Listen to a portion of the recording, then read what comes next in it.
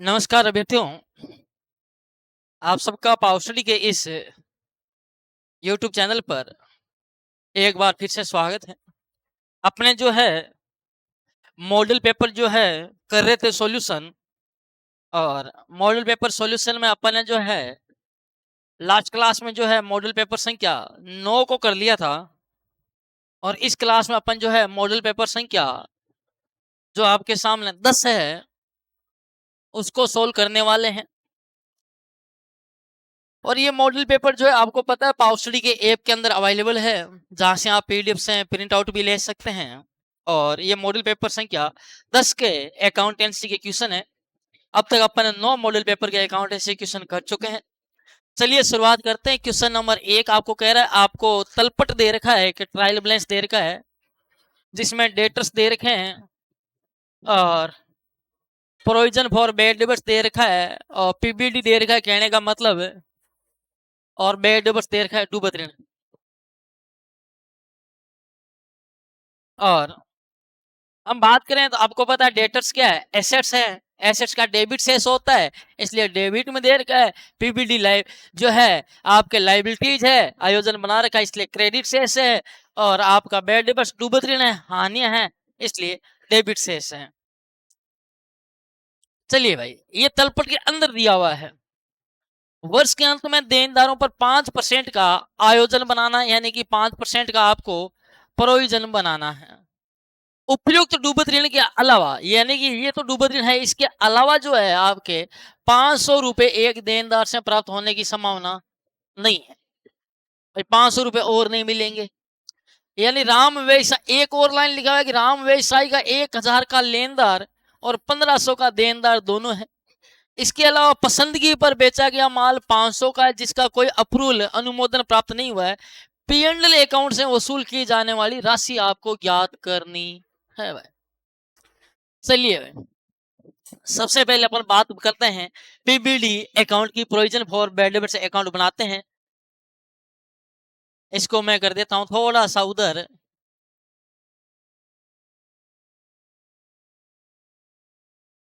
लो भाई, हम बात कर रहे हैं पीबीडी अकाउंट की।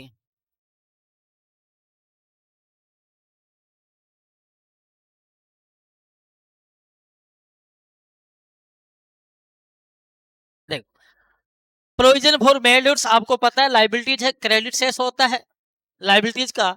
और आपको लाइबिलिटीज में क्रेडिट में 4000 बैलेंस दे रखा है। सबसे पहले ओपनिंग बैलेंस लिख दो। क्या लिख दो? पीबीडी का by balance below down BD कितना भाई? 4000। इतना हमने कर दिया, कोई दिक्कत नहीं है। आगे क्या दे रखा है? बेल डेबिट शेयर के अंदर ये डेबिट साइड में लिख दो, टू बेल डेबिट्स डूबत ऋण कितना भाई? 1000 रुपए। इसके अलावा कुछ अतिरिक्त डूबत ऋण भी दे रखा है। कितने का दे रखा है? अतिरिक्त डूबत ऋण दे रखा है 500 का, कि 500 रुपए एक देनदार से प्राप्त होने की संभावना नहीं है। ये आपको एडिशनल इंफॉर्मेशन दे रखा है, वो भी लिख दो भाई। टू फर्दर बेल डेबिट्स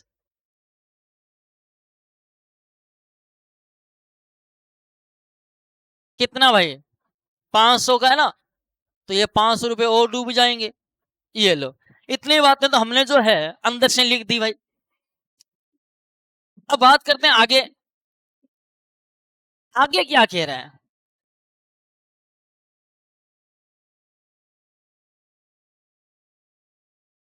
आगे क्या कह रहा है?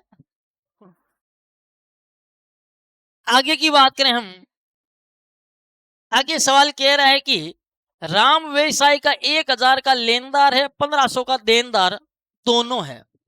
यानी कि राम लेनदार भी है और देनदार भी है। यानी राम को हमने माल उधार बेच भी रखा है और राम से माल उधार खरीद भी रखा है।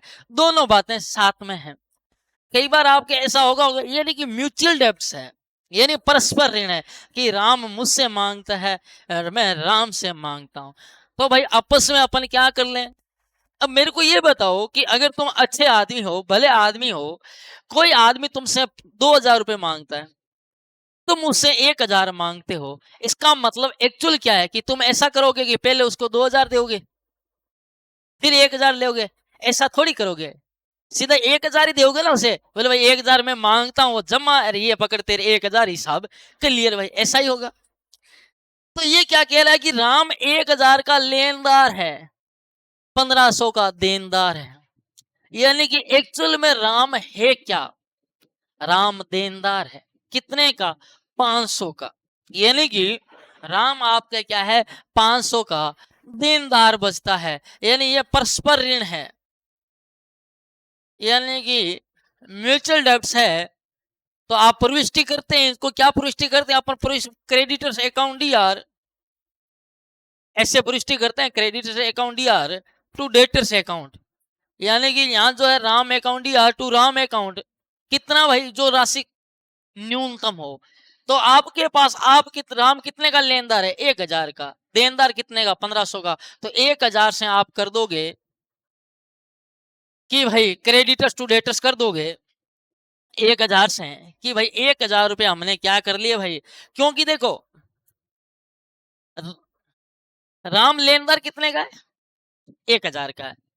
तो राम आपके अगर रुपए खाना चाहे, आपको रुपए नहीं चुकाए, तो बताओ कितने नहीं चुकाएगा, 500 ही। क्यों भाई, क्योंकि 1000 तो हमसे मांगता है, वो नहीं चुकाएगा, हम खा लेंगे उसके, बराबर हो गया ना। तो उसकी संभावना क्या है भाई, प्रायिकता क्या है, प्रोबेबिलिटी क्या है कि वो 1500 रुपए हम उससे मांगते हैं ना, तो वो क्या कर सकता है, मैक्सिमम 500 रुपए ही है ना, उतने डुबा सकता है, उससे ज्यादा नहीं डुबा सकता। क्यों, क्योंकि 1000 तो हम उससे मांगते हैं, वो हमारे 1000 खाएगा, हम उसके खा जाएंगे, बराबर हो जाएगा, 500 एक्स्ट्रा खा सकता है, उससे ज्यादा नहीं खा सकता। भाई उसने 1500 खाए, आपने 1000 खाए, तो उसने ज्यादा कितने खाए, 500 खाए, समझ गए। तो हमने क्या, क्रेडिटर्स अकाउंट या टू डेटर्स अकाउंट कर दिया भाई 1000 रुपए, यानी कि कुल मिला के हमारे पास देनदार बचा है कौन, ये जो राम है, कितने का, 500 का। तो भाई राम 500 का देनदार शेष है। चलो भाई, आगे लिखा है कि माल बेचा पसंदगी पर, कोई अनुमोदन प्राप्त नहीं हुआ है। अब देखो, एक आदमी आया दुकान में और आपकी दुकान से माल लेकर के चला गया, ठीक है, और उसने कहा कि घर ले जाके पत्नी को दिखाऊंगा, अगर पत्नी को पसंद आ गया तो रख लेंगे, नहीं रख पसंद आया तो वापस कर देंगे। हमने उसको माल दे दिया। अब देखो, अब ये माल हमने किस पर बेचा है, अप्रूवल बेसिस पे बेचा है, ये हमारी सेल्स नहीं है। लेकिन ऐसे ट्रांजैक्शन बहुत कम होते हैं, इसलिए हम इसको क्या कर देते हैं, एज ए सेल्स शो कर देते हैं कि हमने माल बेच दिया, जबकि वास्तव में हमने माल कहाँ बेचा है। वो घर जाएगा और अपनी पत्नी से पूछेगा, पत्नी कहेगी हाँ मुझे पसंद है, तब रखेगा भाई। लेकिन अब इसने क्या किया, अनुमोदन प्राप्त नहीं हुआ, यानी आप जिस दिन ये खाते बना रहे हो उस दिन तक कोई अनुमोदन प्राप्त नहीं हुआ है, तो आप उसको क्या स्टॉक कम कर दें, उसको बेचा हुआ मान ले, नहीं मान सकते ना। तो अपन क्या करेंगे, उसको वापस, उसको जो सेल्स दिखा रखा है उसको कैंसिल करेंगे, निरस्त करेंगे कि भाई हमने कोई माल वाल नहीं बेचा है, समझ गए। तो आप क्या करोगे, हम तो इसको पुष्टि कर देंगे कि हमने माल बेच दिया और हम 500 रुपए मांगते हैं भाई फलाना आदमी से, जब उसकी पत्नी की परमिशन मिल जाएगी। पर पत्नी ने परमिशन दी नहीं अब तक, और उसने अपन को कॉल करके बताया ही नहीं कि माल मुझे पसंद आ गया है या नहीं आ गया। अपन ने 3-4 फोन किए, भाई खाते बना रहे बता दे, उसने उठाया नहीं फोन। तो हम क्या करेंगे भाई, ले भाई कोई बात नहीं, अपन क्या करेंगे, sales account DR to debtors कर देंगे, ये कर देंगे कितना भाई, 500। हमने भाई जो क्या दिखा रखा था, जो माल हमने बेचा हुआ दिखा रखा था ना, उसको हम क्या कर देंगे, वापस कर देंगे कैंसिल, कि हमने कोई माल नहीं बेचा है भाई। यानी जो हमने माल अप्रूवल के लिए दिया था, उससे हमने उसको माल बेचा हुआ दिखा के क्या दिखा दिया कि भाई पाने वाले को हमने कह दिया वो देनदार है, डेटर्स अकाउंट या टू सेल्स कर दिया, उसको कैंसिल करने के लिए वापस क्या कर दिया, सेल्स टू डेटर कर दिया, आपस में कैंसिल हो गया। यानी कि ये हमारा जो डेटर्स था वो भी अब कोई डेटर्स नहीं है। ये लो, ये सारी बातें हो गई। अब बात करते हैं आपकी आयोजन की। आपको न्यू प्रोविजन बनाना है, कितना परसेंट बनाना है बताओ, देखें। तो आपको लिख रखा है 5% बनाना है। तो एक्चुअल में देनदार कितने के दे रखे थे, 60,000 के दे रखे देनदार। इसमें से बताओ क्या चला गया, 500 रुपए डूब गए भाई, 500 रुपए डूब गए ना आपके। अतिरिक्त डूब गए, तो ये डूब गए भाई, तो इनको घटा दो। ये लो, ये जो आपके एक्स्ट्रा डूबे थे, फिर क्या घटा दो, फिर भाई ये 500 रुपए जो हमने क्या दिया था, सेल्स किया था, जिस सेल्स को हमने कैंसिल कर दिया, हमने देनदार मान रखा था और अब देनदार है ही नहीं, तो ये 500 और घटा दो, माइनस 500 कर दो, कौन सा, सेल्स ऑन अप्रूवल वाला। फिर घटा दो 1000 रुपए, कौन सा, ये जो हमने म्यूचुअल डेब्ट्स को कैंसिल किया है, म्यूचुअल डेब्ट्स को कैंसिल किया है, क्यों, 1000 रुपए, क्यों कैसे घटाया इसको, क्योंकि डूबत ऋण का प्रावधान किस पर बनाया जाता है, पीबीडी किस पर बनाया जाता है, जिन पर डाउट हो कि ये बंदे रुपए नहीं देंगे, और जिन बंदों पर कोई डाउट नहीं होता ना, अच्छे ऋणों पर कभी प्रावधान नहीं बनाते। भाई मान लो मैं बढ़िया आदमी साहूकार हूँ, आपने मेरे को 10,000 का माल बेचा, आप मेरे वाले पे प्रावधान बनाओगे या नहीं बनाओगे, प्रावधान के लिए क्यों बनाते हो, जिनसे आपको लगता है रुपए आने की संभावना ना के बराबर है, कम है, समझ गए। तो इसलिए मैंने 1000 को घटा दिया, क्यों घटा दिया, क्यों 1000 ये बंदा मैंने म्यूचुअल डेब्ट से कैंसिल कर दिया, क्योंकि 1000 रुपए तो खा ही नहीं सकता, क्यों नहीं खा सकता, क्योंकि 1000 मैं मांगता हूँ, यार 1000 ये मांगता है, ये खाएगा मैं खा लूंगा, इसका मतलब 1000 रुपए पे प्रावधान, 500 रुपए वो खा सकता है, इसलिए हमने यहाँ 1000 रुपए घटा दिए। तो ये 500, 1000, 2000 घटा देंगे, तो जब ये 60,000 में से 2000 चले जाएंगे, बचेंगे 58,000, 58,000 का 5% अपन को प्रोविजन बनाना है, तो ये प्रोविजन कितना आएगा भाई, 2500 और 8 × 5 = 40, 2,900 रुपए का अपन को क्या बनाना है, प्रोविजन बनाना है। तो अपन क्या कर देंगे, टू बैलेंस CD, ये अपन ने क्या है, ये न्यू प्रोविजन है अपना, नया आयोजन है, ये आगे शेष ले कितना भाई, 2,900, ये लो। अब क्या कर दो, योग कर दो, इधर का योग आ रहा है 2,900, 3,400, 4,400, इधर का भी क्या आएगा, 4,400 आएगा। डिफरेंस कितने का आ रहा है, 400 का आ रहा है। बैलेंस इन फिगर से कहाँ से चार्ज करोगे, लाभ हानि खाते से, ये हमने बैलेंस इन फिगर से निकाल लिया, तो 400 रुपए जो है आपका ऑप्शन बी जो है इसका आंसर राइट हो जाएगा। ये था आपका एक शानदार प्रश्न। नेक्स्ट क्वेश्चन है, 15,000 के मूल्य का माल 10% व्यापारिक छूट पर बेचा, इसका लेखा रोकड़ भी में किया जाएगा, केस बुक में किया जाएगा। तो आपको पता है व्यापारिक छूट होती है, सभी को छूट दी जाती है, इसका मतलब इसका व्यापारिक छूट का लेखा करते ही नहीं है, क्यों नहीं करते, क्योंकि व्यापारिक छूट ये समझ लो कि माल छूट पर ही बेचना है। जैसे हमने कहा कि पावर स्टडी के कोर्स पर जो है 50% की छूट चल रही है, ये सबके लिए छूट है, यानी किसी कोई पर्टिकुलर पर्सन के लिए नहीं है, सबके लिए, यानी हमको माल इतने में बेचना है, सीधी सी बात है।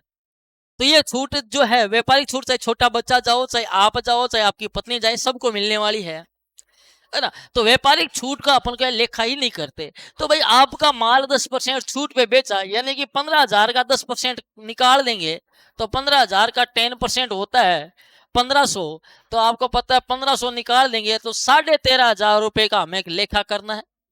तो हमने कितने में बेचा, 13.5 में, यानी कि हमने रिसीव्ड कितने किए, 13.5 ही केस बुक में लिखेंगे, क्योंकि हमने 13.5 प्राप्त किए। 15,000 का माल था, हमने 10% ट्रेड डिस्काउंट पे बेच रहे हैं, सबको बेच रहे हैं, हम 13,500 रुपए ले रहे हैं। तो आपको पता है जब 13,500 लोगे तो केस बुक का आपको पता होना चाहिए कौन सा बैलेंस होता है। केस बुक में जो अगर बात करें केस की, तो हमेशा डेबिट बैलेंस होता है, या फिर बैलेंस शून्य हो सकता है। केस बुक का एसेट्स है, रोकड़ है, आपको पता है जितनी रोकड़ है उससे ज्यादा भुगतान तुम कर ही नहीं सकते। तो अब तुमको यहाँ क्या मिला है भाई, तुमको रोकड़ मिला है, तो तुम क्या कर दोगे, किधर करोगे, रोकड़ बही में किधर लिखोगे। तो भाई 16,500 से कोई लेना देना नहीं है, देखो दो ऑप्शन तो ऐसे कट जाते हैं, 16,500 से कोई लेना देना ही नहीं है भाई, रुपए तो हमको 13,500 मिल रहे हैं। अब बताओ जब तुमको रुपए मिल रहे हैं तो तुम क्या कर रहे हो, यही तो कर रहे हो, कैश अकाउंट दिया टू सेल्स अकाउंट। भाई तुम यही तो प्रविष्टि करते, अगर खतो अगर सीधा सहायक बही में लेखा नहीं करते, जैसे आपका केस बुक तो आपको पता है जनरल का भी काम करती है, खाता बही दोनों का काम करती है। अगर तुम सीधा केस बुक में नहीं लिखते, केस अकाउंट रखते, तो तुम क्या करते, यही प्रविष्टि करते ना, केस अकाउंट या टू सेल्स अकाउंट, कितने की भाई, 13,500 की, यही करते ना।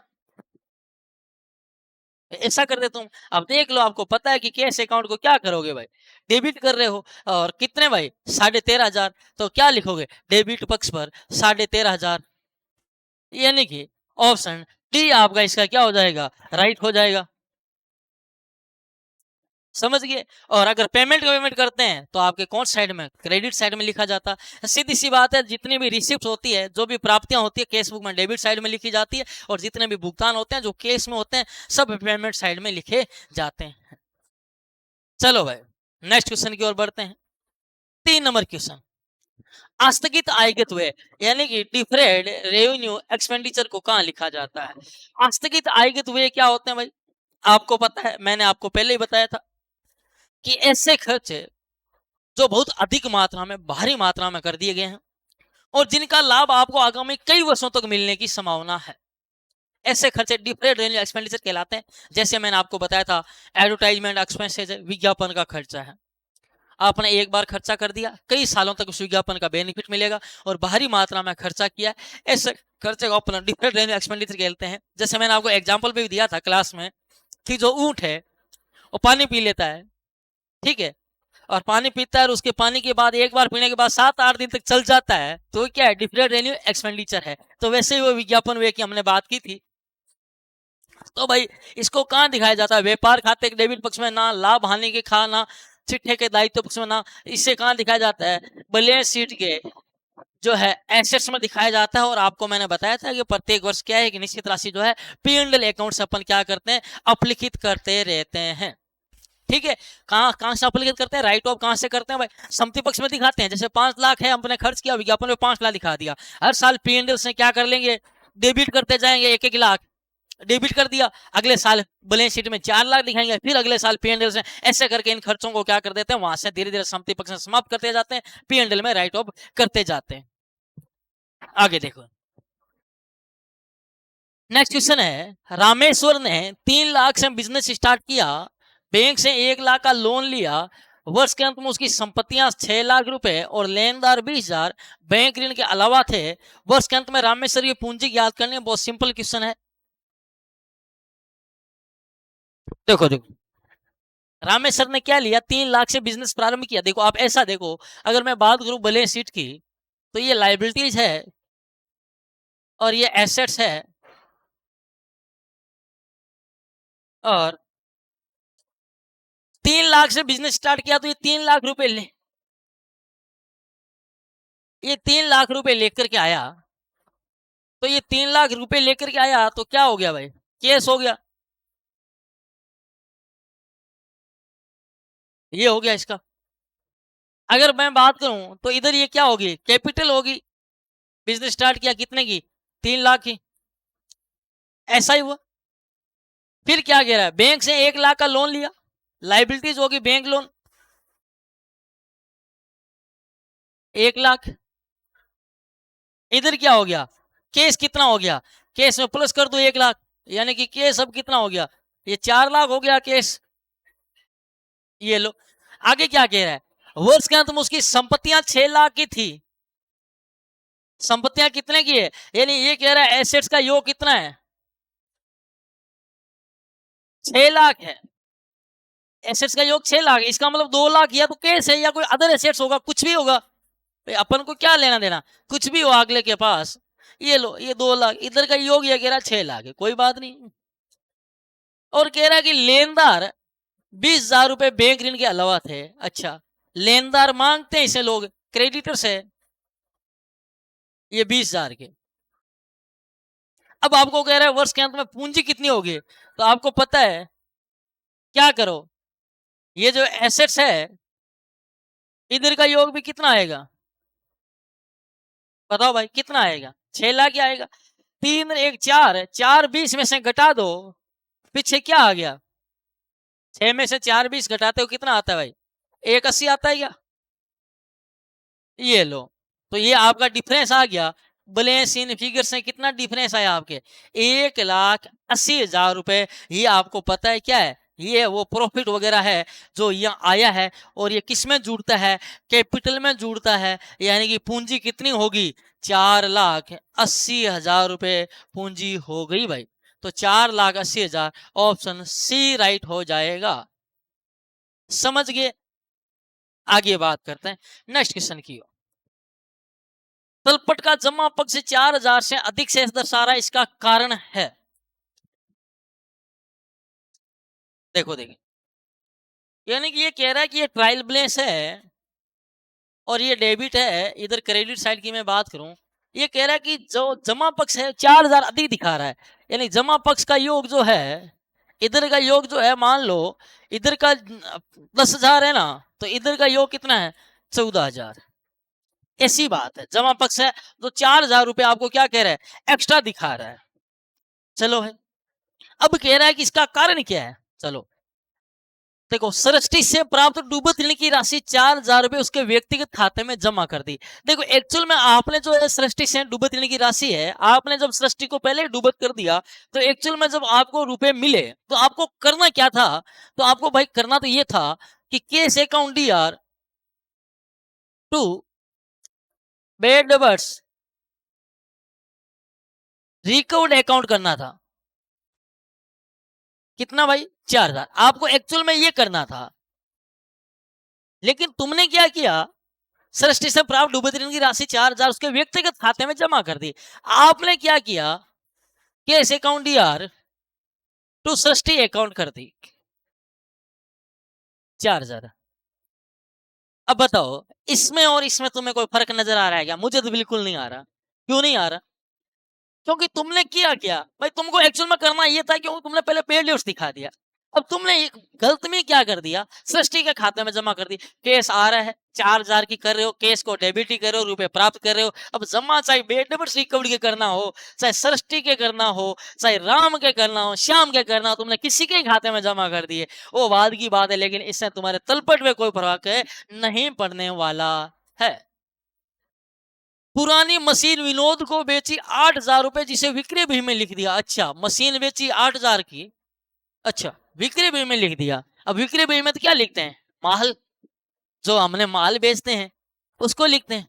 और वो माल भी कैसा बेचे, उधार बेचता है तो लिखता है, नगद बेचेगा तो केस बुक में लिखेगा। यानी उधार माल का लेखा विक्रय भूमि में करते हैं। आपने विनोद को बेची, अच्छी बात है, उधारी बेची, इसका मतलब विनोद को बेची, विनोद नाम दिया आपने कि हमने विनोद को बेची। लेकिन इस उधार को बेचा, आपको इसको लेखा कहाँ करना था भाई, आप जनरल प्रॉपर में करते, सेल्स बुक में क्यों गया? आपने इसको मशीन को क्या बना दिया, माल बना दिया। यानी आपने क्या कर दिया, विनोद टू सेल्स कर दिया। क्या कर दिया, विनोद टू सेल्स कर दिया 8,000। करना क्या था तुम्हें, विनोद टू मशीनरी करना था। यानी तुमने क्या कर दिया, पूंजीगत को क्या बना दिया, आयगत बना दिया। यानी पूंजीगत को आयगत बना दिया, यानी आपने सैद्धांतिक अशुद्धि कर दी। और हमें क्या करना है आपके, भाई तुम मशीन बेचो, विनोद को कर रहे हो, चाहे इसको वहां करो और यहाँ करो, हमारे काम सही हो रहा है, हमें कोई फर्क नहीं पड़ रहा, सैद्धांतिक अशुद्धि तुम कर रहे हो। ममता को माल बेचा 1,000 का, लेखा करना भूल के तुम ऐसे अकाउंटेंट रखोगे, अगर लेखा करना भूल जाएंगे तो तुम्हारी डाणी बंद हो जाएगी। यहाँ तो कोई बात नहीं, 1,000 का माल बेचा था, भूल गए तो भूल की अशुद्धि है, और भूल की अशुद्धि का मतलब भूल है भाई। और भूल जो होगी वो आगे ध्यान में ही नहीं आई, इनके कोई लेना देना ही नहीं है। आगे देखो, अब बचा ही क्या है, 3 तो क्रॉस हो गए, तो ऑप्शन डी पे राइट ही लगा दूं भाई, सीधी बात है, ऑप्शन डी राइट होगा। फिर आनंद को चुकाए 2,000, आनंद के खाते में जमा कर दिए। देखो यहां देखो मजा हो गया ना, क्या हो गया कि आनंद को चुकाए, आनंद को चुकाए तो पाने वाला कौन भाई, आप बोलो गुरुजी आनंद है। टू क्या करो भाई, केस करो, आनंद अकाउंट या टू केस अकाउंट करो। तुमने क्या कर दिया भाई, आनंद को आपने चुकाया, पाने वाला आनंद, तुमने क्या कर दिया, आनंद के खाते में जमा कर दिया। तुमने ये कर दिया, लो भाई cash account DR to Anand account. देखो ऐसे करोगे ना तो भाई इससे अच्छा है कि तो मैं तो कहता हूं चुकाते ही नहीं। चुकाए कितने, 2,000। यार तुमने क्या कर दिया कि हमने आनंद से प्राप्त कितने किए, 2,000। मैं तो कहता हूं तुम्हारे घर से 2,000 गए और तुमने ये कह दिया कि हमने ये एंट्री क्या करी, हमने आनंद से लिए। देखो एक तो तुमने 2,000 चुकाए, इससे अच्छा तुम लेखा ही नहीं करते भाई। 2,000 रुपए दे करके भूल जाते तो तुम्हारे क्या फर्क पड़ता, 2,000 का फर्क पड़ता। कि हमने एक बंदे को 2000 रुपए चुकाए थे, हमने नहीं लिखे। लेकिन तुम 2000 चुका के ये लिख रहे हो कि हमने 2000 लिए, तो फटका कितने का पड़ा? 4000 का। एक तो 2000 जो गए, एक 2000 वो आ जाएगा, साहब मैं मांगता हूं, तो 2000 हो गएगा और लो, तो दो और दो कितने हो गए? 4000 का।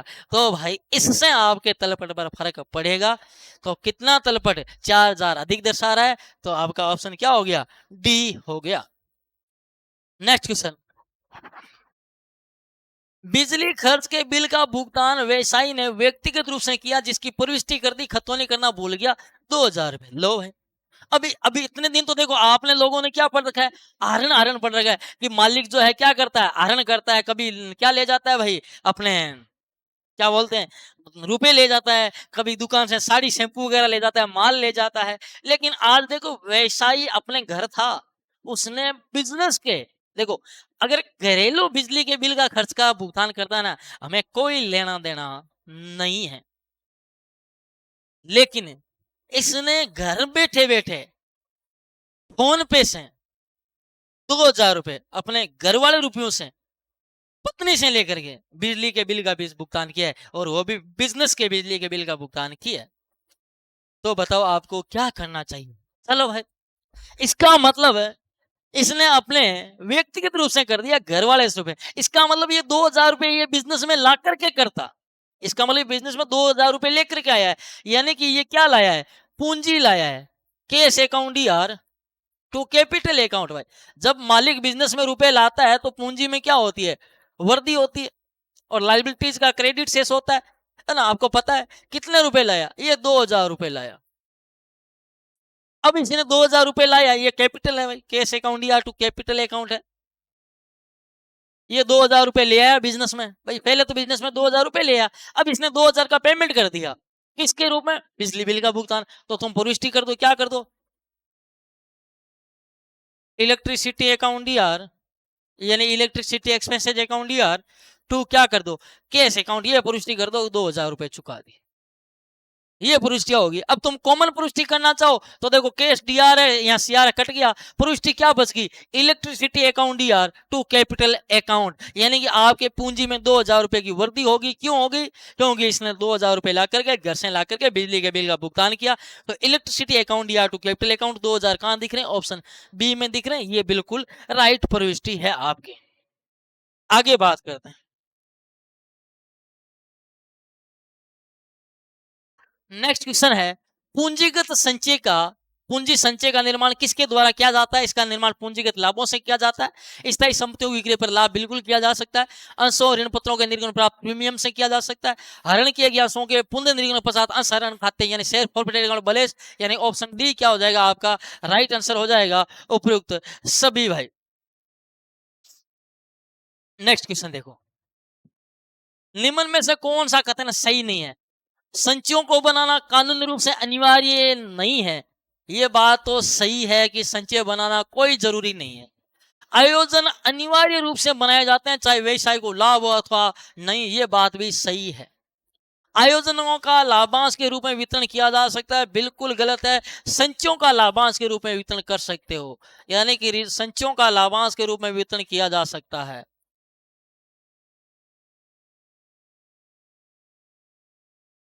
लेकिन आयोजन का नहीं कर सकते।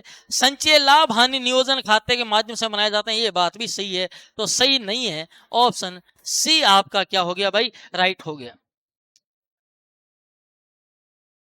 मूल्य आज के संबंध में सही कथन नहीं है। डेप्रिसिएशन की बात कर रहे हैं, देखो मूल्य आज किस पर लगता है? मूर्त स्थायी संपत्तियों पर। ये बात ध्यान रख लेना, पहले 2-4 बार बता चुका हूं। किस पर लगता है? मूर्त स्थायी संपत्तियों पर। और इसका लेखा मानक कौन सा है भाई? 10 ही है, लिखा हुआ है यहाँ। अच्छा, मूर्त स्थायी संपत्तियों पर। और जो अपन एक वर्ड यूज करते हैं, परिशोधन या प्रत्युत्सर्जन, है ना, जिसको अंग्रेजी में क्या बोलते हैं आप लोग? एमोर्टाइजेशन। ये किसके लिए होता है? ये यूज करते हैं अपन मूल्यह्रास के लिए, लेकिन ये बात करते हैं, वर्ड यूज करते हैं अपन अमूर्त संपत्तियों के लिए, है ना, इनटेंजिबल, जैसे गुडविल है, पेटेंट है, कॉपीराइट है, उनके लिए। इन पर हास हेतु इन पर डेप्रेशन हेतु कौन सा वर्ड यूज करते हैं अपन? ये वर्ड यूज करते हैं। चलो भाई, मूल्य आज के संबंध में सही कथन नहीं है। मूल्य आज संपत्ति के पुस्तकीय मूल्य में होने वाली कमी है। बिल्कुल, ये बात तो सही है। मूल्य आज क्या है? डेप्रेशन क्या है? इसके कारण संपत्ति के पुस्तक मूल्य में कमी है। स्थायी संपत्ति के बाजार मूल्य में कमी मूल्य आज है, बिल्कुल गलत है भाई। बाजार मूल्य, मान लो मैं आज कोई 5,000 की मशीन लेके आऊं और बाजार में उसकी मूल्य जो है 500 रुपए, तो मैं 45 रुपए मूल्य आ से क्या? नहीं है ना। तो बाजार मूल्य का कोई कमी में होना और या वृद्धि होना, उससे कोई मूल्य आज से मतलब नहीं होता है। मूल्य संपत्ति के प्रतिस्थापन मूल्य पर नहीं लगाया जाता है। मूल्य आज से संबंधित लेखा मानक 10 है, तो ये बात तो बिल्कुल सही है। मूल्य आज से संबंधित लेखा मानक 10 है, यानी कि आपका जो है पहले कौन सा था? अकाउंटिंग स्टैंडर्ड कौन सा था भाई? 6 था, जो किस में कर दिया गया? 10 में कर दिया। 10 का नाम क्या है? पीपीई। मैंने आपको बताया भी था ना पहले क्लास में, पीपीई यानी प्रॉपर्टी प्लांट और इक्विपमेंट। प्रॉपर्टी प्लांट और इक्विपमेंट, यानी कि ये बात भी सही है, ये बात भी सही है। तो सही कथन नहीं है, बी कथन है वो सही नहीं है, पहली बात तो। और सी कथन क्या कह रहा है, इसको भी चेक कर लेते हैं। इसका आंसर क्या हो जाएगा? बी हो जाएगा। मूल्य आज संपत्ति के प्रतिस्थापन मूल्य पर नहीं लगाया जाता है, ये बात भी सही है। तो रिप्लेसमेंट, प्रतिस्थापन का मतलब है रिप्लेसमेंट वैल्यू, उस पर नहीं लगाया जाता है, ये बात सही है। तो आपको पूछा सही कथन नहीं, ये कथन सही नहीं, बाकी तीनों कथन सही है। मूल्य संपत्ति के प्रतिस्थापन मूल्य पर नहीं लगाया जाता है। रिप्लेसमेंट वैल्यू का मतलब होता है कि तुम जो मशीन अपने बेच के नहीं ला रहे हो, उसकी जगह नहीं ला रहे हो, उस रिप्लेसमेंट जो वैल्यू है उस पर मूल्य बिल्कुल नहीं लगाया जाता है। मूल्य किस पर लगाया जाता है? जो संपत्ति है उसका पुस्तक मूल्य उस पर लगाया जाता है। जो आपने संपत्ति खरीदी थी उस मूल्य पर मूल्य लगाया जाता है। आगे देखा, नेक्स्ट क्वेश्चन है,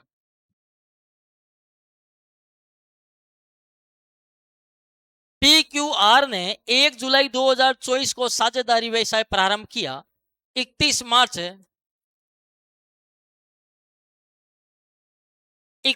2025 को समाप्त होने वाले वर्ष के लिए आहरण पर 12% वार्षिक दर से ब्याज की राशि क्या होगी यदि प्रत्येक माह के मध्य में 600 का आहरण करता है? तो देखो, यहाँ कह रहा, देखो इसका बिजनेस कब से कब चला है? 1 जुलाई 2024 को बिजनेस स्टार्ट किया, और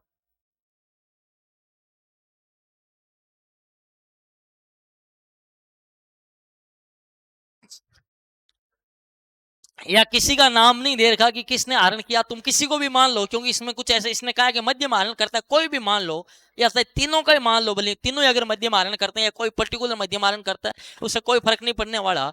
आपको कह रहा है कि जुलाई, जैसे मैं कह देता हूं, यदि प्रत्येक माह के मध्य में मैं यहाँ क्यू का दे देता हूँ 600 रुपए 600 का आहरण क्यू करता है, ये लो क्यू दे दो, चाहे पी दे दो, चाहे आर दे दो, कुछ भी दे दो, कोई फर्क नहीं पड़ने वाला। स्टार्ट कब किया? 1 जुलाई 24 को बिजनेस। एंड कब हो रहा है? साल 31 मार्च। यानी बिजनेस कितने महीने तक रहा इनके? 1/7/24 से 31/3/25, यानी कि महीने हो गए ये 7वां 8वां 9वां 10वां 11वां 12वां 6 और 3 वो, यानी 9 माह बिजनेस इनका खाते बंद होने तक कर रहे हैं भाई। अब देखो, मध्य में कितने का आहरण कर रहा है? 600 रुपए का आहरण कर रहा है, तो 9 माह तक आहरण करेगा तो 5400 रुपए आहरण करेगा, यानी प्रत्येक महीने 600 करेगा तो 9 महीने में 5400 रुपए, 9 छंग 5400 रुपए आहरण करेगा। अब तुम फॉर्मूला लगा दो, कुल आहरण की राशि, कुल आहरण की राशि गुणा ब्याज दर गुणा औसत माह बटा 100 इंटू 12। अब देख लो कुल आहरण की राशि कितनी होगी? 5400। ब्याज की दर कितनी है? 12% बट्टा 100 इंटू 12। औसत माह कितने हैं? तो औसत माह देखो क्या होता है सिस्टम, अगर कोई बंदा प्रत्येक माह के प्रारंभ में करे, स्टार्टिंग या फिर मध्य या फिर अंत, जितने महीने दिए हुए हो n+1/2 कर दो, मध्य में हो तो n/2 कर दो, अंत में हो तो n-1/2 कर दो, जितने मंथ दिए हुए हो। जैसे ये तो 9 महीने का बिजनेस है, तो अगर मैं स्टार्टिंग की बात करता प्रत्येक मंथ के प्रारंभ में, तो कितना हो जाता, 9 + 1/2 कर देता मैं, 5 आ जाता।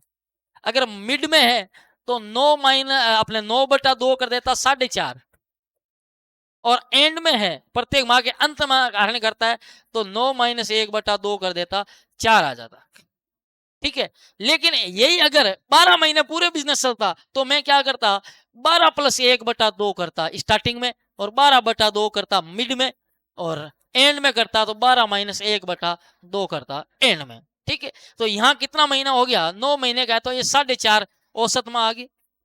ये मैं 0 पॉइंट हटा के नीचे 0 डाल देता हूँ, 2 0 से 2 0 गई, 12 एकम 12, 10 गया, 5 दूनी 10, 9 पंजे 45, ये हो गया। और 2 का 54 में 27 दूना 54, 27 को 9 से गुणा कर दो, 9 7 63 का 3 हासिल 6, 9 दूनी 18 और 6 24, यानी 243 रुपया आपका क्या आ गया, ब्याज आंसर आ गया 243, 243 ऑप्शन सी आपका आंसर हो गया भाई। नेक्स्ट क्वेश्चन देखो,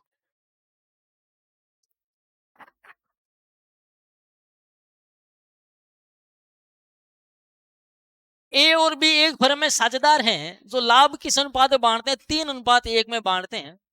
सी को लाभों में 1/4 हिस्से के लिए प्रवेश देते हैं, सी पूंजी के लिए 40,000 लाता है। ए और बी की समायोजित पूंजी 1,25,000 है। ये निश्चित हुआ कि पुराने साझेदारों की पूंजी सी की पूंजी के आधार पर समायोजित की जाएगी, तो ए द्वारा अधिक या कमी की राशि लाने या ले जाने की राशि होगी। तो देखो इसमें कहा है कि सी की पूंजी के आधार पर, और सी की पूंजी कितने लाता है, 40,000 लाता है, और 1/4 हिस्से के लिए, तो सी की पूंजी के आधार पर,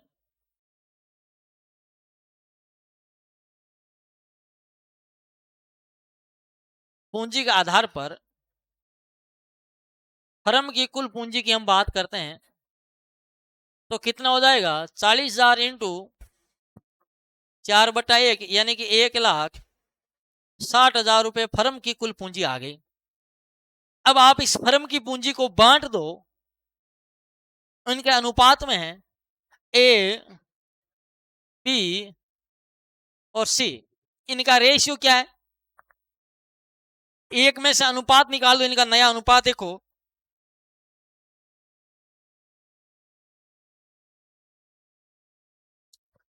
एक में से 1/4 गया, यानी कि सी को प्रवेश दिया ए के लिए, तो सी 1 - 1/4 बराबर पीछे 3/4, तो 3/4 को ये 3/4 में बांटते हैं, 3/4, 9/16, ये तो आ गया ए का।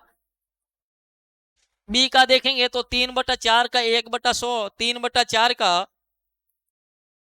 1/4 यानी 3/16, और सी को 1/4 के लिए प्रवेश दिया, ऊपर नीचे किससे गुणा करें, 4 से कर दें, तो ये 4/16, तो ये 9 3 4 अनुपात क्या आ गया इनका, 9:3:4, इसमें बांट देते हैं 1,60,000 को, तो भाई 1,60,000 इंटू 9/16 करेंगे तो 90,000 आ जाएगा, इसका 30,000 आ जाएगा, इसका 40,000 आ जाएगा।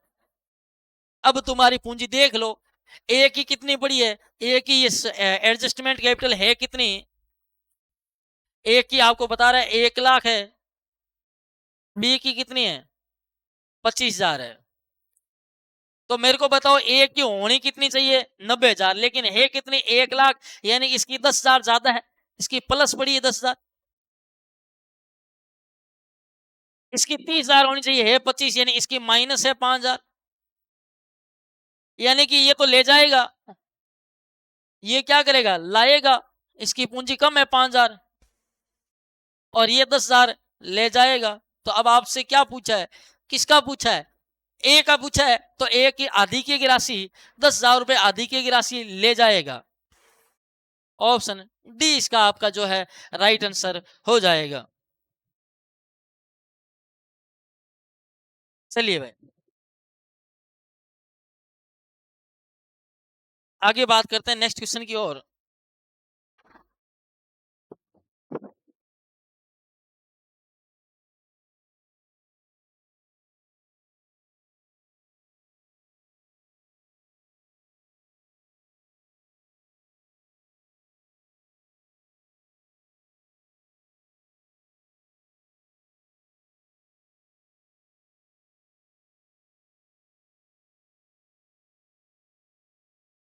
नेक्स्ट क्वेश्चन कह रहा है ए और बी लाभ विभाजन 3:2 में बांटते थे। उन्होंने डिसीजन किया कि फ्यूचर में लाभ बराबर बांटने के फर्म की ख्याति का मूल्यांकन 30,000 किया गया। ख्याति की पुष्टि देनी है। तो देखो ए और बी पहले क्या बांटते थे 3:2 में। अब उन्होंने डिसीजन लिया कि बराबर बराबर बांटेंगे, यानी इसका योग होता है 5। मैं किससे गुणा करूं, इनको 5-5 कर दूं भाई, 10 कर लेता हूं अपने, कोई दिक्कत नहीं है। गुणा 2 कर देता हूं मैं इसको, तो ये 10 हो जाएगा। तो मैं कर देता हूं, इधर कर देता हूं 5, इधर कर देता हूं 5, इधर कर देता हूं 6 और इधर कर देता हूं 4। 6 में से 5 जाएगा, यानी कि इसका क्या हुआ है, माइनस हुआ है, और इसका क्या हुआ है, प्लस हुआ है। इसका प्लस 1 हुआ है, इसका पहले 4 आ रहा था, अब 1 आ रहा है, इसका माइनस 1 हुआ है। तो यानी कि ए ने त्याग किया, ये त्याग करने वाला है, ये फायदे वाला है। अब तुम कर लो, क्या करो भाई, त्याग किसने किया है, ए ने, और फायदा किसका हुआ है, बी को। तो नियम क्या कहता है, गेनिंग टू सेक्रीफाइसिंग कर लो। और गुडविल कितना मूल्यांकन किया, 30,000 किया ना। तो 30,000 को पहले तुम बांटते तो कितना बांट रहे थे भाई, किस अनुपात में बांट रहे थे, 3:2 में बांट रहे थे ना। तो 30,000 इंटू 3/5, यानी 6×3 = 18 पहले आ रहा था। इसके कितना आ रहा था, 6×2 = 12। अब कितना आ रहा है, 15,000। बराबर बराबर बांट रहे हो तुम। तो भाई तुम्हारे कितना हो गया, इसके 3,000 रुपए का क्या हो गया, पहले 18 मिलते 15,000, 3,000 रुपए इसके कम हो गए, और इसके 3,000 प्लस हो गए, तो इसको फायदा हो गया। तो ये गेनिंग कौन है, फायदा इसको हो रहा है, तो इसको डेबिट करो। बी को डेबिट करो, B capital account DR, A को क्रेडिट करो। ऑप्शन बी राइट हो जाएगा। Gaining partner capital to sacrificing partner capital. तो भाई जिसको फायदा हो रहा है, फायदा किसको हो रहा है, बी को हो रहा है। पहले 12,000 रुपए लेके लेके जाता था, जो ये आपका कौन है भाई, बी है। अब इसको अनुपात चेंज करने पर इसको 15,000 मिल रहे हैं, इसके पहले 18,000 आ रहे हैं, अब 15,000 आ रहे हैं। यानी इसको सेक्रीफाइसिंग, ये त्याग कर रहा है, और ये क्या ले जा रहा है भाई, ये फायदा हो रहा है। चलो भाई नेक्स्ट क्वेश्चन देखो, देखें। फर्म में किसी साझेदार के सेवानिवृत्त होने पर उसे देय राशि का अंतिम निस्तारण न होने पर भी अगर कोई साझेदार फर्म छोड़ के जा रहा है, लेकिन तुमने उसका क्लियरेंस नहीं किया, उसका पेमेंट क्लियर नहीं किया और बिजनेस चालू रखते हो, तो भारतीय साझेदारी अधिनियम 1932 की धारा 37, ध्यान रखना, उसके प्रावधानों के अनुसार अवकाश ग्रहण करने वाले साझेदार को क्या प्राप्त करने का हकदार है। वह अंतिम भुगतान प्राप्त करने तक की अवधि बकाया रकम पर 6% वार्षिक दर से ब्याज प्राप्त करे, बिल्कुल यह हक है उसका। उस अवधि में अर्जित लाभ में उसकी सेवानिवृत्ति की तिथि से पूंजी अनुपात में हिस्सा प्राप्त करे, ये भी राइट है। उपयुक्त दोनों में से जो अधिक लाभदायक हो, यानी कि ए और बी, ये ऑप्शन आपका सी करेक्ट हो जाएगा कि इन दोनों में से भाई वो पहले क्या करेगा, 6% से ब्याज निकाल के देखेगा और फिर ये लाभों में हिस्सा निकाल के देखेगा, उससे जो ज्यादा लगता है वो प्राप्त करने का हकदार है। कपिल एक साझेदार है, 25,000 के लेनदारों को 22,000 में लेने को सहमत हुआ। फर्म के विघटन के समय जनरल पुष्टि होगी। तो भाई कपिल एक साझेदार है और लेनदारों को 22,000 में लेने को सहमत हुआ है कि इन फर्म के समापन पर कि इन लेनदारों को मैं चुका दूंगा। तो भाई लेनदारों को ये चुकाएगा, तो इसकी पूंजी में ये वृद्धि करो। ऐसे कोई इसको कोई इंटरेस्ट तो नहीं आ रहा कि इसको ये चुका रहा है।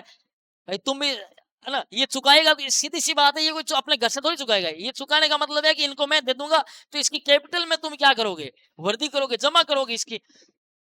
तो भाई सीधी सी बात है, रियलाइजेशन पे चुका रहा है, और तो क्या हो जाएगा, रियलाइजेशन अकाउंट या टू कपिल कैपिटल अकाउंट कर दो भाई।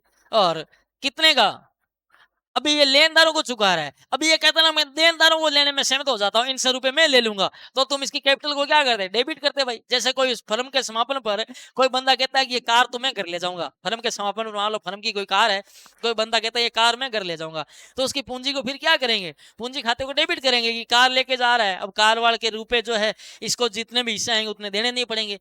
अगर वही बंदा कहता है कि मैं टैंकर के पानी के टैंकर के रुपए मैं दे दूंगा, तो उसकी पूंजी खाते को क्रेडिट करेंगे। तो ये लेनदारों को लेने में सहमत हुआ, तो इसके पूंजी खाते को क्रेडिट कर दो। तो रियलाइजेशन अकाउंट या टू कैपिटल अकाउंट कर दो। अब लेने में कितने में सहमत हुआ, 22,000 में, तो 22,000 से करोगे। तो जहां 25 लिखा हुआ है तो बिल्कुल गलत है, और इसका कोई लेना देना नहीं। ऑप्शन ए राइट हो गया भाई, रियलाइजेशन अकाउंट या टू कपिल कैपिटल अकाउंट। आगे देखो, निम्न में से किस मद को गैर चालू दायित्व यानी कि नॉन करंट लाइबिलिटीज के अंतर्गत नहीं दिखाया जाता है।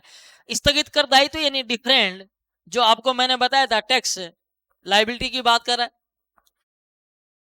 और ये मैंने आपको बताया था स्थगित कर दायित्व, स्थगित कर संपत्ति, ऋण पत्रों के शोधन पर देय प्रीमियम, ऋण पत्रों के निर्गमन पर बट्टा या उपयुक्त सभी। तो आपको पता है कि ऋण पत्रों के निर्गमन पर जो बट्टा होता है ना, इसे नॉन करंट लाइबिलिटीज में नहीं दिखाते, क्योंकि ये तो ऋण पत्रों निर्गमन और बट्टा को कहां दिखाते हैं भाई, आपके नॉन करंट एसेट्स में दिखाते हैं। कहां दिखाते हैं? नॉन करंट एसेट्स में दिखाते हैं, गैर चालू संपत्ति के रूप में दिखाते हैं, जो हमने डिवेंचर इश्यू करने पर क्या दिया है, बट्टा दिया है, जो हमारे लिए क्या है, हानि है ना। इसे कहां दिखाते हैं? नॉन करंट एसेट्स में दिखाते हैं, गैर चालू संपत्ति में भाई। और ये तो दोनों कहां दिखाए, ये कहां दिखाए जाते हैं? नॉन करंट लाइबिलिटीज में।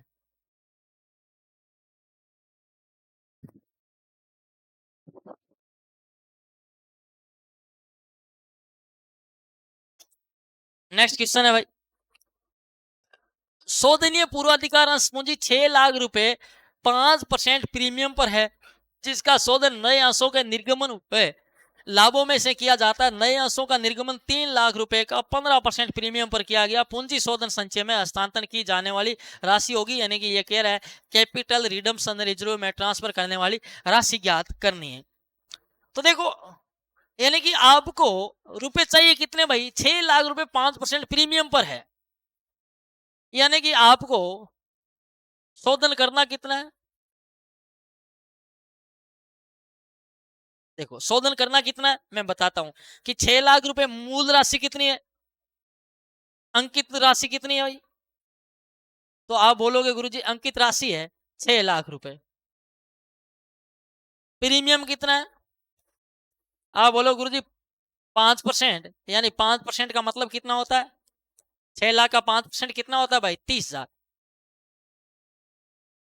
ठीक है, ये तो हमें रुपए पेड करने हैं, जब अंशों का शोधन कर रहे हैं हमको इतने चुकाने हैं, 6 लाख रुपए तो मूल राशि जो अंकित राशि है, और 5% प्रीमियम पर हमको टोटल 6,30,000 चुकाने हैं, जिसमें 6 लाख मूल राशि है, 30,000 प्रीमियम की।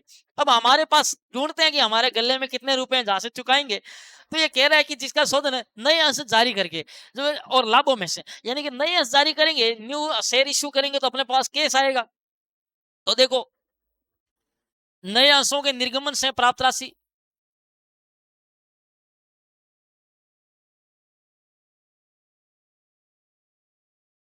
नए अंशों के निर्गमन से प्राप्त राशि कितनी हो रही है, 3 लाख रुपए का 15% प्रीमियम पर। तो आपको राशि मिल रही है, अंकित राशि कितनी मिल रही है, प्राप्त नगद राशि मिल रही है आपको, अंकित राशि कितनी मिल रही है, 3 लाख। और प्रीमियम कितना मिल रहा है, 15%। 15% कितना होता है भाई, 15 तिया 45, यानी आपको प्रीमियम के रूप में मिल रहे हैं 45,000 रुपए। ये तुम्हारे सामने है जो इस सवाल में कहा है। अब तुमको पूछा सीआरआर में, देखो प्रीमियम शोधन की बात करें तो मैंने आपको क्लास में बताया था कि प्रीमियम की राशि का ध्यान में नहीं रखना, प्रीमियम की राशि को उपयोग में नहीं लेते हैं, चाहे आप प्रीमियम पे निर्गमन कर रहे हो, चाहे पहले की प्रीमियम, चाहे आप प्रीमियम पे शोधन कर रहे हो, यानी कि आपको मूल राशि को ध्यान में रखना है। तो भाई तुमको नगद कितना मिल रहा है, 3 लाख तुम्हें नगद मिल रहा है, 6 लाख चाहिए, तो कम कितने पड़ रहे हैं, आप बोलोगे गुरुजी 3 लाख रुपए हमें कम पड़ रहे हैं। कितने कम पड़ रहे हैं, 3 लाख रुपए कम पड़ रहे हैं। तो 3 लाख रुपए तुम कहां भेजोगे, पूंजी शोधन संचय में, यानी कि लाभों में से शोधन जो करेंगे, लाभों में से। ये तो हमें तो क्या हो गया, नकदी तो इतना आ गया, अब 3 लाख रुपए कम पड़ रहे हैं, कितने का हमें चाहिए, कितने, 6 लाख, माइनस नगद कितने मिल गए अंशों जारी द्वारा, 3 लाख, शेष कितने और चाहिए, ये 3 लाख रुपए जो हमें और चाहिए, वो 3 लाख रुपए कहाँ भेजेंगे भाई, सीआरआर में, पूंजी शोधन संचय में। ऑप्शन सी इसका क्या हो जाएगा, राइट आंसर आ जाएगा भाई।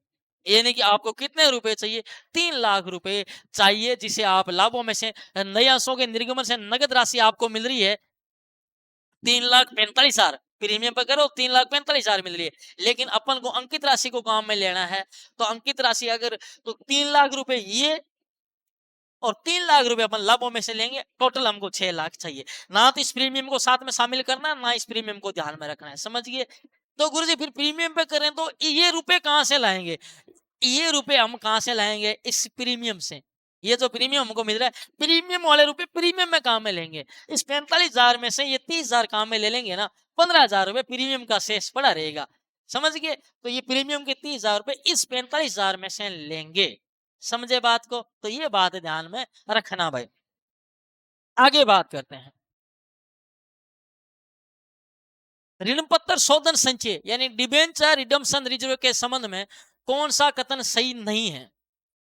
ऋण पत्र शोधन संचय का निर्माण कंपनी लाभांश भुगतान हेतु अवेलेबल लाभों में से कर सकती है। बिल्कुल, डीआरआर का निर्माण लाभों में से कर सकती है जो आपके लाभांश हेतु अवेलेबल है उनमें से।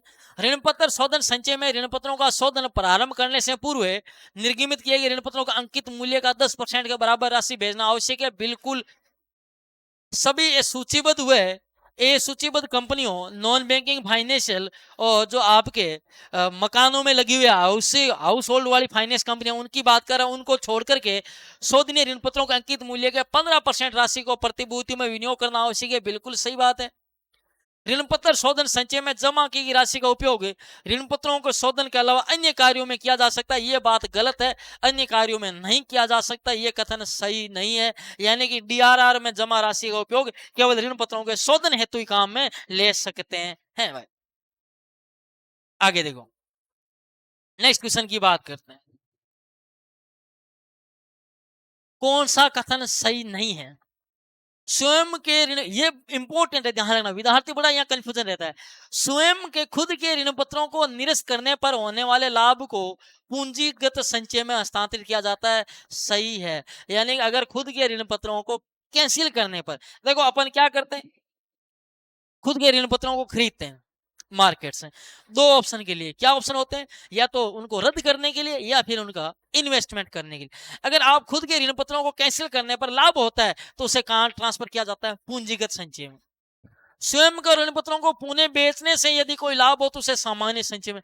अगर खुद के ऋण पत्रों को पुनः बेचने से, यानी उनको आप क्या कर रहे हो, रीसेल कर रहे हो, खुद के ऋण पत्र खरीद के ओवन डिबेंचर अगर रीसेल करते हो, उनके कारण कोई लाभ होता है तो उसे कहां संचय किया जाता है? हस्तांतरित सामान्य संचय में। ध्यान रख लेना, क्या ध्यान रख लेना, अगर कैंसिल करने से अगर लाभ होता है तो कहां हस्तांतरित किया जाता है भाई? कहां हस्तांतरित किया जाता है? कैंसिल करने से। अगर खुद के ऋण पत्रों को निरस्त करने से होता है तो पूंजीगत संचय में, और खुद के ऋण पत्रों को बेचने से, रीसेल करने से कोई लाभ हो तो उसे जनरल रिजर्व में ट्रांसफर किया जाता है। ये बात सही है। कंपनी अधिनियम 2013 की धारा 71(4) के तहत अंशों का शोधन ऋण पत्र निर्गमन, ये बात गलत है। पहली बात तो ये, कंपनी अधिनियम 2013 की धारा 71(4) ये बात कहती भी नहीं है, और अंशों का शोधन ऋण पत्र निर्गमित करके कभी किया ही नहीं जा सकता। ध्यान रखना, ऋण पत्रों का शोधन आप अंश निर्गमित कर सकते हो, लेकिन अंशों का शोधन जो है आप डिबेंचर इश्यू करके नहीं कर सकते। यानी कि अंशों का शोधन आप क्या नहीं करके, डिबेंचर जारी करके अंशों का शोधन नहीं कर सकते, जबकि डिबेंचर का शोधन आप अंश जारी करके कर सकते हो भाई, ठीक है। ये बात गलत है। और धारा 71(4) तो आपके डीआरआर से है ना, डीआरआर में निर्माण से रिलेटेड है, ये मैंने आपको क्लास में करवा रखी है, धारा 71(1), 2, 3, 4। और स्वयं के ऋण पत्रों को निरस्त करने या पुनः बेचने से यदि कोई हानि हो तो उसे लाभ हानि विवरण में अपलिखित किया जाता है, ये बात भी सही है। अगर खुद के ऋण पत्रों को निरस्त करने से, कैंसिल करने से, अगर पुनः बेचने से, देखो चाहे स्वयं के ऋण पत्रों को चाहे कैंसिल करना हो या पुनः बेचना है, अगर कोई हानि होती है ना तो उसे कहां से अपलिखित करोगे? P&L से, स्टेटमेंट ऑफ P&L से ही राइट ऑफ किया जाएगा, चाहे बेचने से हानि हो चाहे निरस्त करने से हानि हो। लेकिन अगर बेचने से लाभ हो तो भाई सामान्य संचय, और अगर निरस्त करने से लाभ हो तो पूंजीगत संचय, ध्यान रख लेना। तो इसका राइट आंसर आपको पता है, ऑप्शन सी हो गया, ये गलत है। अंशों के हरण की प्रविष्टि में अंश पूंजी खाता डेबिट किया जाता है, आपको 3-4 बार बता चुके हैं। अंशों पर मांगी गई पूंजी राशि से प्रविष्टि क्या होती है आपको पता है? शेयर कैपिटल अकाउंट डीआर भाई, share capital account DR to share final call account to share forfeited account भाई। जब अंशों का क्या करते हैं, हरण करते हैं, तो शेयर कैपिटल में क्या कौन सी राशि लिखते हैं, मांगी हुई राशि, और शेयर फाइनल कॉल में कौन सी राशि लिखेंगे, जो राशि बकाया है, और शेयर फोरफिटेड में वो राशि लिखेंगे जो राशि हमको प्राप्त होगी और हमने उसको क्या कर लिया भाई, जब्त कर लिया है।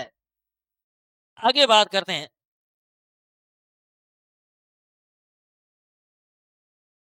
निम्न में से लेखांकन सॉफ्टवेयर नहीं है, तो टेली है, बीजी है, एक्स है, ये ईआरपी नहीं है। ईआरपी का पूरा क्या नाम होता है, एंटरप्राइज रिसोर्स प्लानिंग है। तो ये लेखांकन सॉफ्टवेयर आपका जो है ईआरपी, ये लेखांकन सॉफ्टवेयर नहीं है, ये वैसे एक सॉफ्टवेयर प्रणाली से रिलेटेड है ना। ये क्या है, एक सॉफ्टवेयर प्रणाली है आपके, लेकिन अकाउंटिंग सॉफ्टवेयर नहीं है। यानी किसी उद्यम में, बिजनेस बिजनेस है जो है, उसमें अगर आपके सॉफ्टवेयर प्रणाली लागू की जाती है, उसकी अपन बात करते हैं ईआरपी में। वर्ष के दौरान शुद्ध लाभ है 50,000 है, प्रारंभिक अंतिम देनदार 10-20 है। ये तो बहुत सिंपल है, मैंने आपको बता रखा है, सीधी सी बात है, फायदा घटा दो, घाटा जोड़ दो। शुरू में देनदार कितने के थे, 10 के थे, अब 20 के हो गए, तो आपको क्या दिख रहा है, देनदार ज्यादा हो गया, फायदा हो गया, तो फायदा घटा दो, 10,000 घटा दो, तो 50 में से 10 जाएंगे, 40,000 आंसर आ जाएगा, ऑप्शन क्या आ जाएगा, 20 का राइट हो जाएगा। सीधी सी बात है, मैंने आपको बता रखा है। नेक्स्ट क्वेश्चन है, नीचे की दिया गई जानकारी से रेहती के लिए रोकड़ भुगतान की गणना करनी है।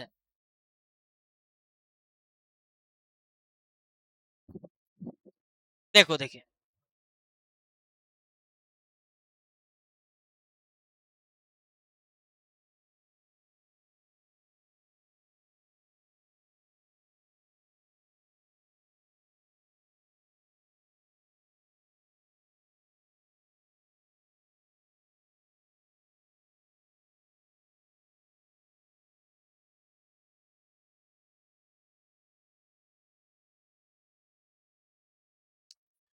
कि भाई आपने स्टॉक के लिए कितना कैश पेमेंट किया है,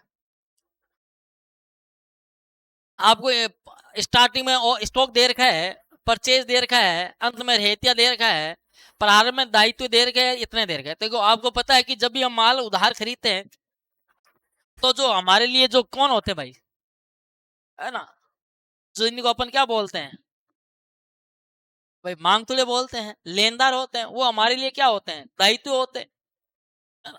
तो भाई आपको पता है लाइबिलिटीज का क्रेडिट बैलेंस होता है। तो स्टार्टिंग में हमसे कितने लेनदार थे, अगर मैं क्रेडिटर्स अकाउंट बना के बताऊं आपको, क्रेडिटर्स अकाउंट, तो आप क्या बोलोगे, स्टार्टिंग में बाय बैलेंस लाइबिलिटीज का क्रेडिट शेष होता है, आपको पता है, तो बाय बैलेंस बीडी कितना भाई, आप बोलोगे गुरुजी स्टार्टिंग में थे 14,000 के, अंत में कितना है, टू बैलेंस सीडी कितना है, तो आप बोलोगे गुरुजी सीडी है 14,500 का।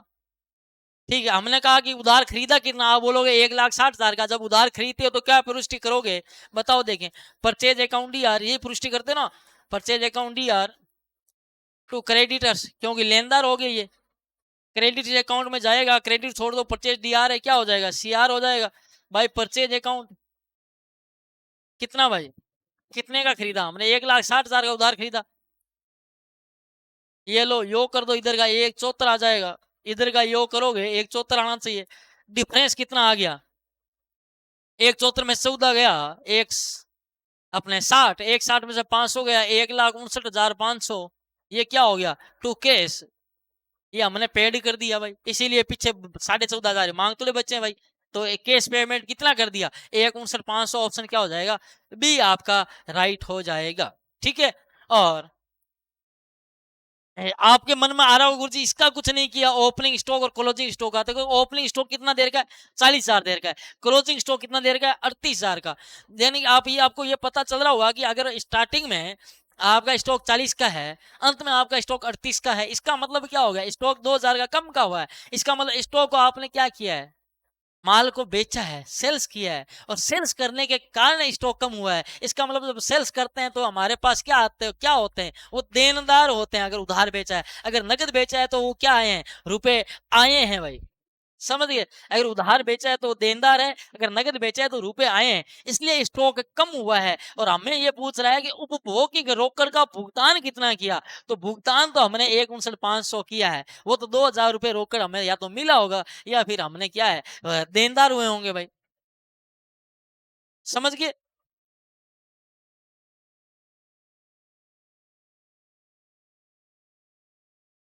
देखो जी, चलो अगर तुम चाहो तो स्टॉक अकाउंट भी बना सकते हो। अगर तुम चाहो ना इस सवाल में स्टॉक अकाउंट भी बना सकते हो। तो देखो स्टॉक में ध्यान रखना कि परचेज और सेल्स दोनों स्टॉक का काम करते हैं। मैं आपको बात क्लियर कर दूं कि परचेज एज ए स्टॉक है, सेल्स भी एज ए स्टॉक है। यानी जैसे हमने माल खरीदा 50,000 का, हम क्या कर रहे हैं परचेज। ये परचेज क्या है, स्टॉक ही है, 50,000 का माल स्टॉक में जुड़ेगा। हमने सेल्स किया 20,000 का, ये स्टॉक में से लेस होगा। यानी कि स्टॉक अकाउंट परचेज और सेल्स को ही कंसीडर करता है। स्टॉक अकाउंट कोई अलग से कुछ नहीं है, परचेज और सेल्स ही स्टॉक है। परचेज स्टॉक है, सेल्स स्टॉक है। समझ गए? तो यहाँ तुम्हारा क्या है, तो अगर स्टॉक अकाउंट बनाओगे ना तो ध्यान रखना ये परचेज वगैरह को कंसीडर करना। तुम केवल यही मत देखना 40-38 ये परचेज है, ये क्या है, ये स्टॉक है। ठीक है ना, ये बात ध्यान रख लेना। तो आपका जो डिफरेंस करोगे ना जब बनाओगे तो आपकी क्या आ जाएगा, पता चल जाएगा कि हमारे देनदार कितने के हैं।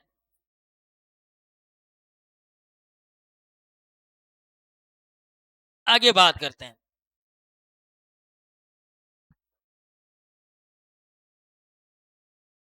ऑपरेटिंग एक्टिविटी से रोकड़ को गणना करते समय किन मदों को शुद्ध लाभ के साथ जोड़ा नहीं जाएगा। तो आपको पता है, फायदा घटाओ, घाटा जोड़ो।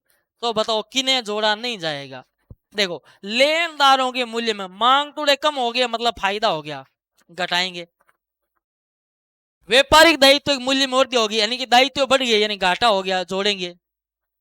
बकाया व्ययों की राशि में यानी आउटस्टैंडिंग यानी घाटा हो गया, जोड़ेंगे। उपार्जित आय यानी एक्यूरेट इनकम की राशि में कमी होगी यानी घाटा हो गया, जोड़ेंगे। तो किसे नहीं जोड़ा जाएगा, तो ये ऑप्शन ए राइट हो जाएगा इसका, बिल्कुल सीधा सा फंडा है। आगे चलो। नेक्स्ट क्वेश्चन है, निम्न क्रियाकलापों में कौन सी इन्वेस्टिंग एक्टिविटीज नहीं है। इन्वेस्टिंग नहीं है तो निवेश क्रिया देखो, गैर चालू विनियोग का क्रय, ख्याति का क्रय, आयकर वापसी निवेश के रूप में बहुत सिंपल है, इन्वेस्टिंग नहीं है। अगर गैर चालू विनियोग का क्रय कर रहे हो ये इन्वेस्टिंग है। गुडविल का परचेज इन्वेस्टिंग है, आयकर वापसी ये इन्वेस्टिंग नहीं है, ये आपके ऑपरेटिंग है।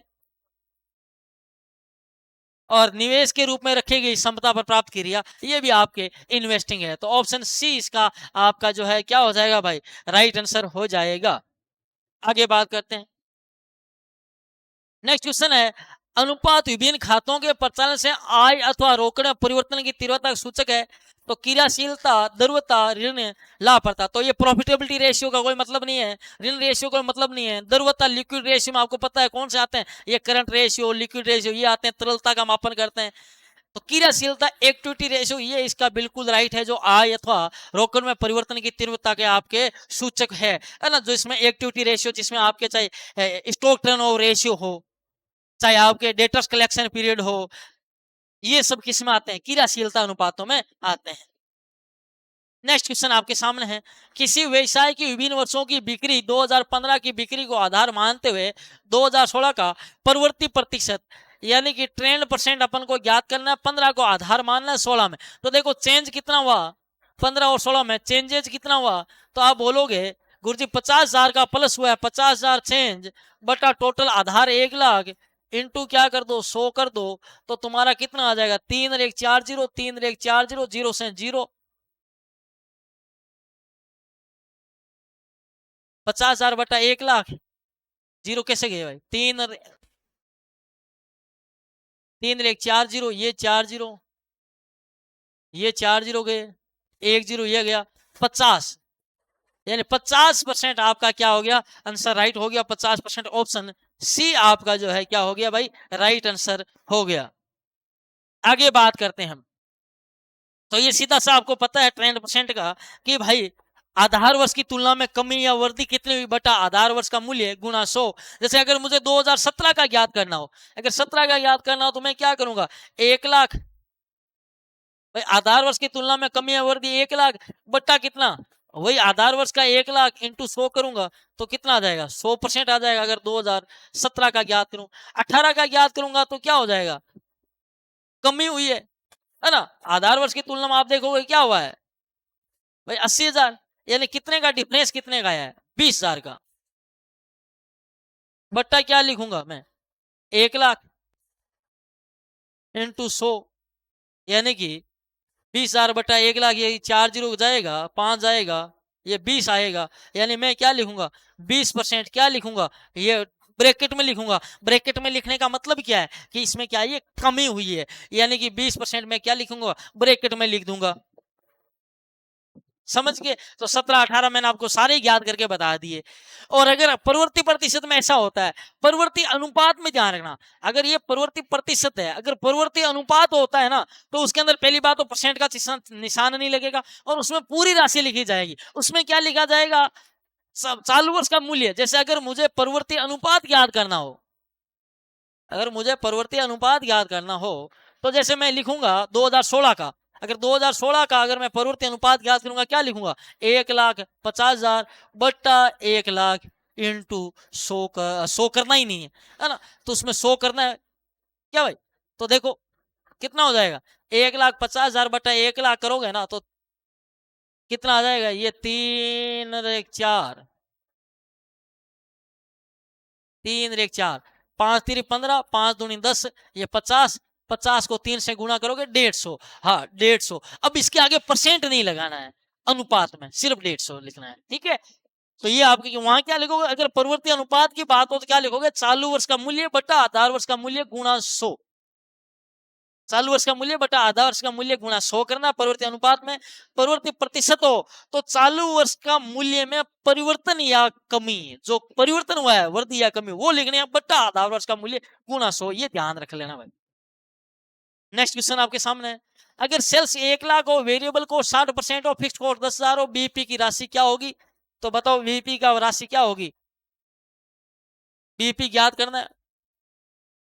ब्रेक इवन पॉइंट यानी समुच्छेद बिंदु। समुच्छेद बिंदु क्या होता है, जहां पर क्या हो भाई, नो प्रॉफिट हो, नो लॉस हो, जहां पर क्या हो, ना तो आपको लाभ हो ना ही हानि हो, ऐसा बिंदु क्या कहलाता है भाई, बीपी कहलाता है। तो बीपी का फॉर्मूला यूज करना है, सीधी सी बात है, बहुत सिंपल सा है, आपको पता है, पीछे मैंने 2-3 बार करा रखा है, फिक्स्ड कॉस्ट बटा पीवी रेशियो।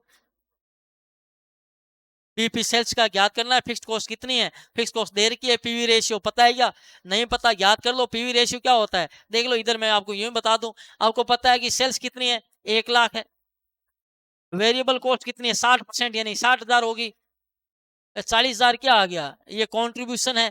अगर इसमें से मैं फिक्स कॉस्ट घटा दूं, ये लो फिक्स कॉस्ट घटा देता हूँ, कितनी है 10,000 है, तो ये 30,000 का क्या है भाई,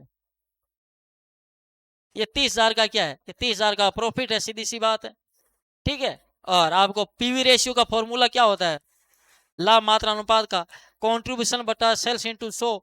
सी कितना है भाई, सी 40,000 है, सेल्स कितना है, आप बोलोगे 1,00,000 है, इंटू 100 करोगे तो कितना आ जाएगा, 40 40 आपका कंट्रीब्यूशन आ गया, फॉर्मूले में लगा दो, फिक्स्ड कॉस्ट कितनी है 10,000 बटा 40% ऊपर आएगा गुणा 100, और जीरो से जीरो कट गया, और 2500 100, 250, 250 का आगे जीरो लगा दो, यानी 25,000 रुपये आंसर आ जाएगा, ऑप्शन सी आ जाएगा। नेक्स्ट क्वेश्चन देखो, नेक्स्ट क्वेश्चन है, कौन सा कोष का उपयोग नहीं है, यूज ऑफ फंड्स नहीं है। आपको पता है परिचालन से हानि बिल्कुल है, ब्याज का भुगतान बिल्कुल है। अब दिक्कत आपके यहाँ आती है कि शुद्ध कार्यशील पूंजी में कमी और वृद्धि, तो बताओ कोष का उपयोग नहीं है, तो आपको कार्यशील पूंजी में कमी हो रही है, इसका मतलब स्रोत है, वृद्धि हो रही है इसका मतलब उपभोग है, तो ये उपभोग है, ये उपभोग नहीं है, ये क्या है, स्रोत है। तो ऑप्शन क्या हो जाएगा, बी इसका आपके क्या हो जाएगा, राइट हो जाएगा। आगे बात करते हैं, नेक्स्ट क्वेश्चन की ओर बढ़ते हैं। प्रबंध लेखांकन की मैनेजमेंट अकाउंटिंग की विशेषता है, बहुत सिंपल क्वेश्चन है, अपन 50 बार कर चुके हैं इसको। व्योमुखी प्रबंधन को सूचना प्रदान करना, निर्णय में सहायता, उपयुक्त सभी बिल्कुल राइट है।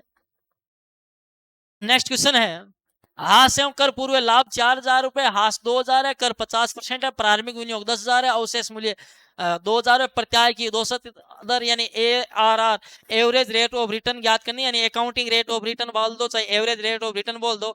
आपको मैंने बताया था कि ARR में एक चीज ध्यान रखनी है, क्या ध्यान रखनी है, ARR में वापस जो है क्या नहीं जोड़ा जाता है, ये लेखांकन पर आधारित है ना कि रोकड़ पर, इसलिए ARR में वापस मूल्य यहाँ से नहीं जोड़ा जाता है। तो बताओ आपको ARR ज्ञात करनी है, एवरेज इसका फॉर्मूला क्या कहते हैं ARR का, कि प्रॉफिट आफ्टर टैक्स बटा एवरेज इन्वेस्टमेंट, यही कहता है ना एवरेज इन्वेस्टमेंट।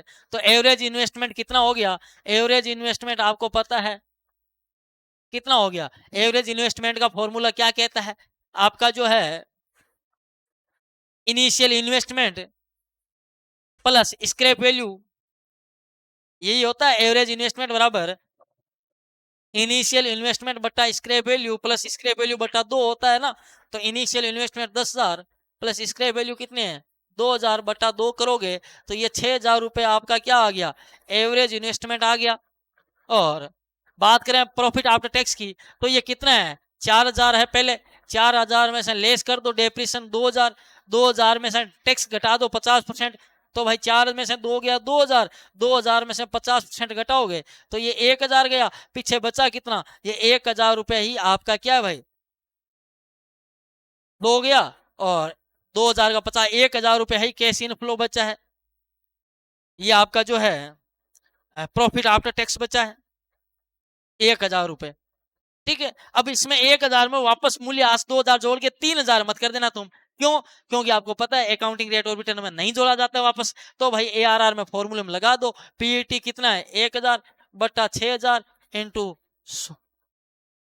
क्या करो भाई 100, और दर है तो 100 का आपको पता ही है, तो 3 जीरो से 3 जीरो ये गई, 100 में 6 का भाग दोगे तो कितना आ जाएगा 50, 3 इधर भाग देंगे तो 16 16 पॉइंट, वही 16 पॉइंट वाला कौन सा है ऑप्शन 6-7%, ऑप्शन बी राइट हो जाएगा। नेक्स्ट क्वेश्चन है, यदि वर्तमान मूल्य 7,450, प्रारंभिक विनियोग 7,000 हो, शुद्ध वर्तमान मूल्य होगा, नेट प्रेजेंट वैल्यू का फॉर्मूला क्या होता है, present value of cash inflow minus present value of cash outflow, या अपन जिसको क्या बोलते हैं भाई इनिशियल इन्वेस्टमेंट, यानी कि प्रारंभिक विनियोग। तो देख लो present value net present value ज्ञात करनी है, present value of cash inflow कितनी है 6,450 माइनस प्रारंभिक विनियोग 7,000 है, तो कितना आ गया 450 रुपये आंसर आ गया, कहाँ है 450, ऑप्शन सी इसका राइट आंसर हो गया। नेक्स्ट क्वेश्चन है आपके सामने है, समय समायोजित प्रत्याय दर पर आधारित विधि नहीं है, तो समय समायोजित यानी कि आधुनिक विधियां होती है समय समायोजित वाली है ना, बटागत तकनीकें होती है, तो आपको पता है विधि नहीं है, शुद्ध वर्तमान मूल्य विधि ये तो है, लाभदायिता सूचकांक अथवा वर्तमान मूल्य सूचकांक ये भी है, आंतरिक प्रत्याय दर ये भी है, तो ऑप्शन डी राइट हो गया, कौन सा ARR, ये क्या है परंपरागत विधियों में आती है आपको पता होगा। भूमि भवन और संयंत्र इत्यादि की व्यवस्था हेतु प्रयुक्त पूंजी कहलाती है, सीधी सी बात है, ये आपकी स्थायी पूंजी है जो दीर्घकालीन समय के लिए लगाई गई है, लंबे समय के लिए लगाई गई है, और जिसकी व्यवस्था दीर्घकालीन कोषों से आपने कर रखी है। नेक्स्ट क्वेश्चन है, आवश्यकता से अधिक कार्यशील पूंजी होने का कारण नहीं है। देखो आवश्यकता से ज्यादा पूंजी कब होगी, आवश्यकता से ज्यादा पूंजी कब होगी, जब तुम रुपए लोगों को चुकाओगे नहीं, भाई रुपए लोगों को चुकाओगे नहीं तब आवश्यकता ज्यादा पूंजी होगी, तुम डिविडेंड बांटोगे नहीं तो कौन सा कारण नहीं है, अधिक पूंजीकरण ये तो बिल्कुल है। अनुदार यानी कि एक होता है उदार, उदार का मतलब होता है तुम लाभांश बांट रहे हो, अनुदार का मतलब होता है बांट नहीं रहे हो, नहीं बांटोगे तो रुपए ज्यादा ही होंगे, है ना, तो अनुदार लाभांश नीति, अगर उदार होता तो गलत हो जाता, लेकिन ध्यान रखना दोषपूर्ण स्टॉक, स्टॉक का मैनेजमेंट तुम्हारा सही नहीं है तो फिर क्या होगा, आवश्यकता से ज्यादा वर्किंग कैपिटल होगी, वर्किंग कैपिटल होता है क्या CA माइनस CL। और नगद क्रिय, अगर नगद क्रिय करोगे तो तुम्हारे पास आवश्यकता से ज्यादा पूंजी होगी क्या, नहीं होगी। टंडन समिति ने कार्यशील पूंजी के आंकलन की कौन सी विधि अपनाने का सुझाव दिया है, वर्किंग कैपिटल की बात कर रहा है टंडन समिति की, तो टंडन समिति ने कौन सी दी थी भाई, शुद्ध चालू संपत्ति पूर्वानुमान विधि, यानी ऑप्शन सी राइट हो जाएगा। टंडन समिति ने जो है कार्यशील पूंजी के आंकलन की विधि अपनाने का सुझाव दिया भाई। नेक्स्ट क्वेश्चन है, विवेकाधीन स्थिर लागतों में शामिल नहीं है। देखो स्थिर लागतें दो प्रकार की होती है, मैंने आपको बताया था, एक तो होती है वचनबद्ध स्थिर लागतें और नंबर दो विवेकाधीन। तो देखो विवेकाधीन नाम से पता चल रहा है जो किस पर डिपेंड करती है, विवेक पर, दिमाग पर निर्भर करती है। और वचनबद्ध होती है जिनकी लागतें लगनी लगनी है वो वचनबद्ध होती है भाई, स्थिर लागतें हैं दोनों ही। तो बताओ शामिल नहीं है, बचाव योग्य नहीं लागत, अनुसंधान विकास ये तो विवेकाधीन लागत है, विज्ञापन लागत भी विवेक पर है, मानव संसाधन तो ये बचाव योग्य नहीं लागत, ये क्या है, ये वचनबद्ध स्थिर लागत है। ये क्या है, वचनबद्ध स्थिर लागत है, जिनको क्या नहीं किया जा सकता भाई, बचाया नहीं जा सकता। जिसमें चाहे आपके किराया का हो, बीमा का हो, बीमा का खर्चा है ना। जैसे अगर मैं बात करूं आपके वचनबद्ध में स्थिर में, जैसे किराया, बीमा, डूबत लागत, समझ गए। और इनको विवेकाधीन को क्या किया जा सकता है भाई, कम किया जा सकता है। ये मतलब दिमाग पर डिपेंड, विवेक पर निर्भर करती है, आप इनको बचा सकते हो। लेकिन स्थिर वाले ये जो है वचनबद्ध वाली है वो करनी पड़ेगी। नेक्स्ट क्वेश्चन है, लागत लेखांकन का क्या उद्देश्य है। प्रति इकाई लागत याद करना सही बात है, लागत पर कंट्रोल रखना सही है, प्रबंधकों को नीति निदान तो आधार प्रदान करना, सारी बातें बिल्कुल सही है आपके। नेक्स्ट क्वेश्चन है, एक उत्पादन केंद्र में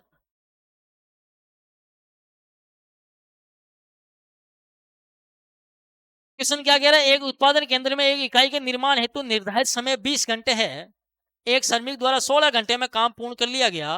रोवन योजना के तहत 10 रुपए प्रति घंटे की दर से मजदूरी देय होने पर भावी मजदूरी दर आपको जो है ज्ञात करनी है। तो देखो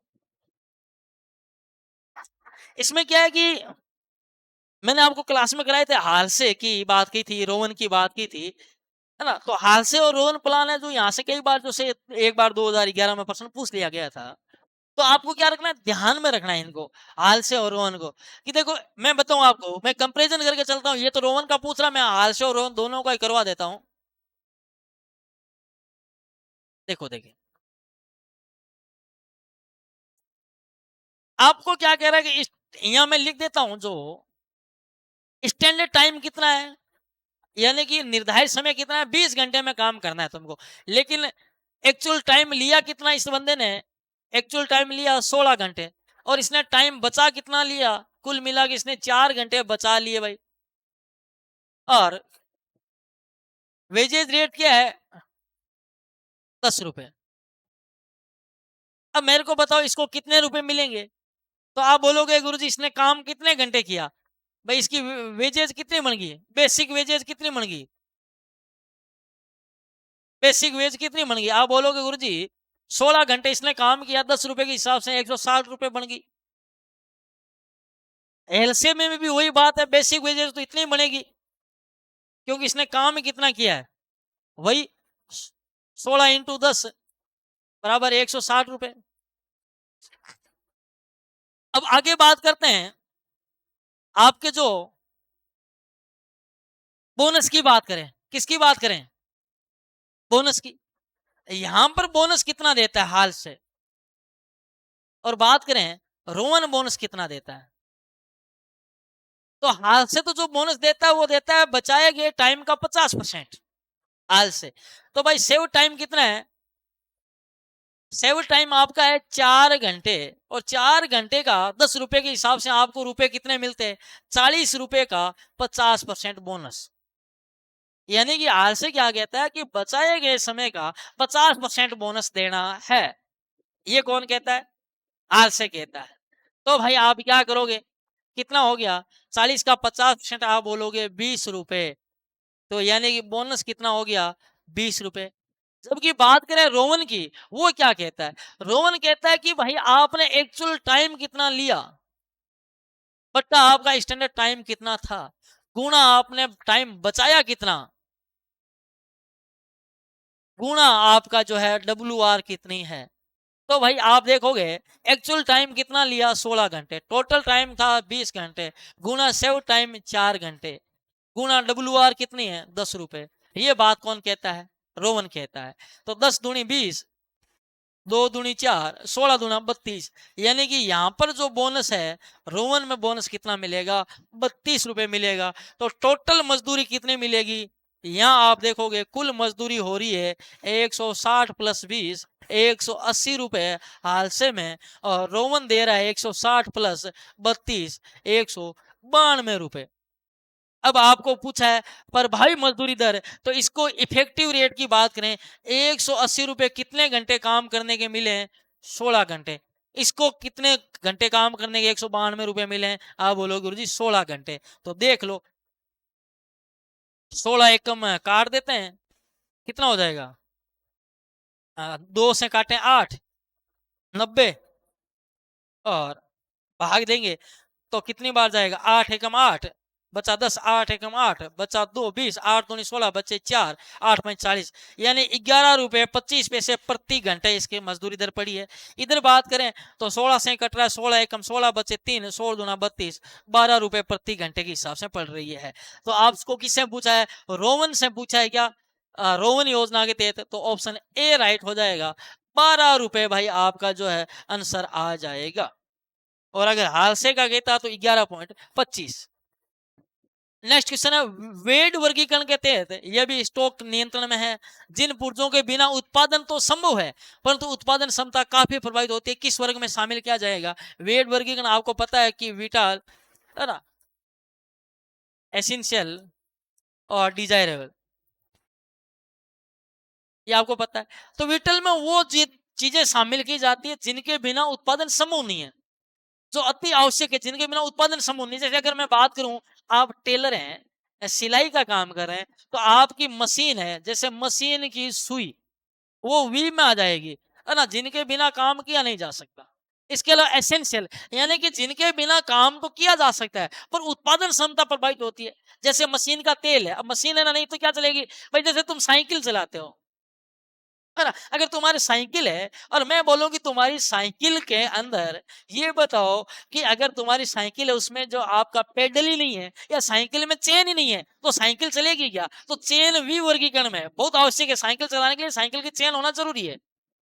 लेकिन तुम्हारी साइकिल की चेन तो है, लेकिन तुमने जो है ग्रीस नहीं कर रखा, तो साइकिल तो चल रही है लेकिन थोड़ी टफ चल रही है, उतनी बढ़िया नहीं चल रही, धीरे चल रही है। या तुम्हारी साइकिल में ब्रेक नहीं है, तो इससे साइकिल तो चल जाएगी पर सामने जाके भिड़ भी जाओगे कहीं। तो भाई वो क्या है? जिनके बिना उत्पादन तो संभव है परंतु उत्पादन प्रक्रिया प्रभावित होती है, क्षमता प्रभावित होती है। जैसे मशीन का मैंने कहा तेल भाई, तो यानी इसने क्या कहा है? तो भाई जिसके ये किस में आ जाएगा? ई वर्गीकरण में आ जाएगा।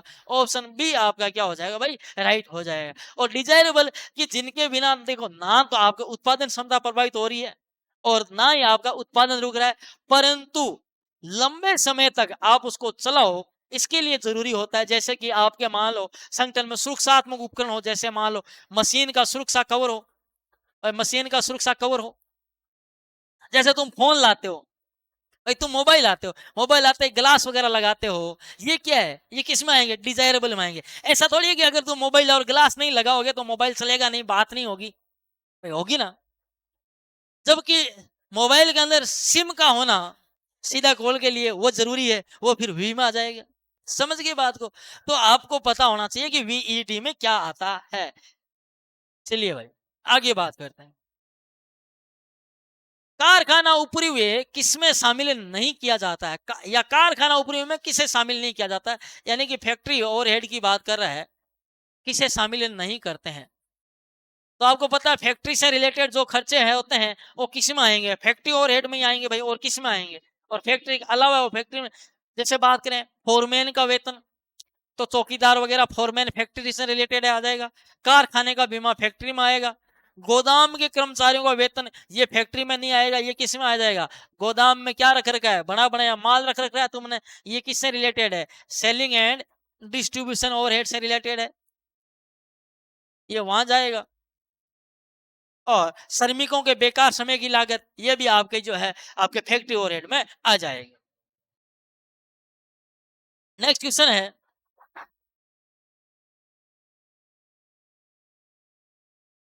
कि एक उत्पाद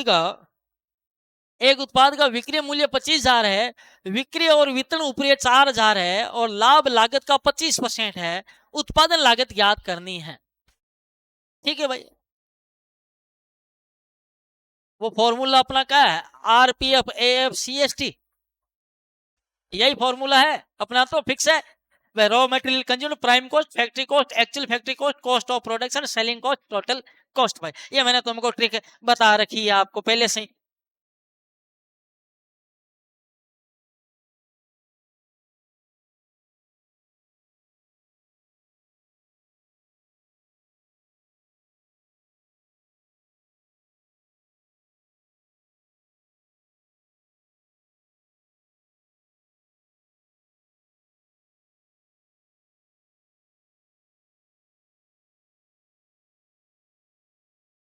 देखो देखो, सेलिंग प्राइस 25,000 रुपए दे रखी है आपको, बिक्री और वितरण ऊपरी दे रखे हैं, लाभ लागत का 25% है। पहले बात कर लेना प्रॉफिट कितना है। लाभ लागत का 25% है, यानी कि इसमें प्रॉफिट जुड़ा हुआ है, यानी कि ये 125 के बराबर है। यानी वो कॉस्ट का 25% है, सेल का 25% नहीं है। सेल का 25% होता तो सीधा निकाल देते, लेकिन इसका मतलब इसमें सेल्स में प्रॉफिट जुड़ा हुआ है। कितने परसेंट जुड़ा हुआ है, 25%, गुना 100 कर दो, यानी 25 पंजे 25 चौक 100, 5 5 5 चौक 20, यानी 20,000 रुपए। ये क्या आपकी जो है COGS है। बेचे गए माल की लागत कितनी है, 20,000 रुपए है, और प्रॉफिट कितना है, 5,000 रुपए जोड़ते हैं तो सेलिंग प्राइस आपकी कितनी आती है, कितनी आती है भाई, 25,000 रुपए आती है। समझ के चलिए भाई, अब बात करते हैं, यानी कि हम आपको अब उल्टा चलना है। आपको देखो स्टेप दो होते हैं, या तो आपको यहां से यूं जाना हो या फिर यूं आना हो। सिस्टम तो है, या तो आपको आगे बढ़ना हो या रिवर्स गियर डालना हो। अब यहाँ रिवर्स गियर डालना है, क्योंकि आपको सेलिंग प्राइस दे रखी है, ये कॉस्ट ऑफ प्रोडक्शन ये पूछ रहा है, या कॉस्ट ऑफ सेलिंग प्राइस देके तुमको फैक्ट्री पूछे तो पूरा उल्टा आना पड़ेगा, बहुत दूर पीछे।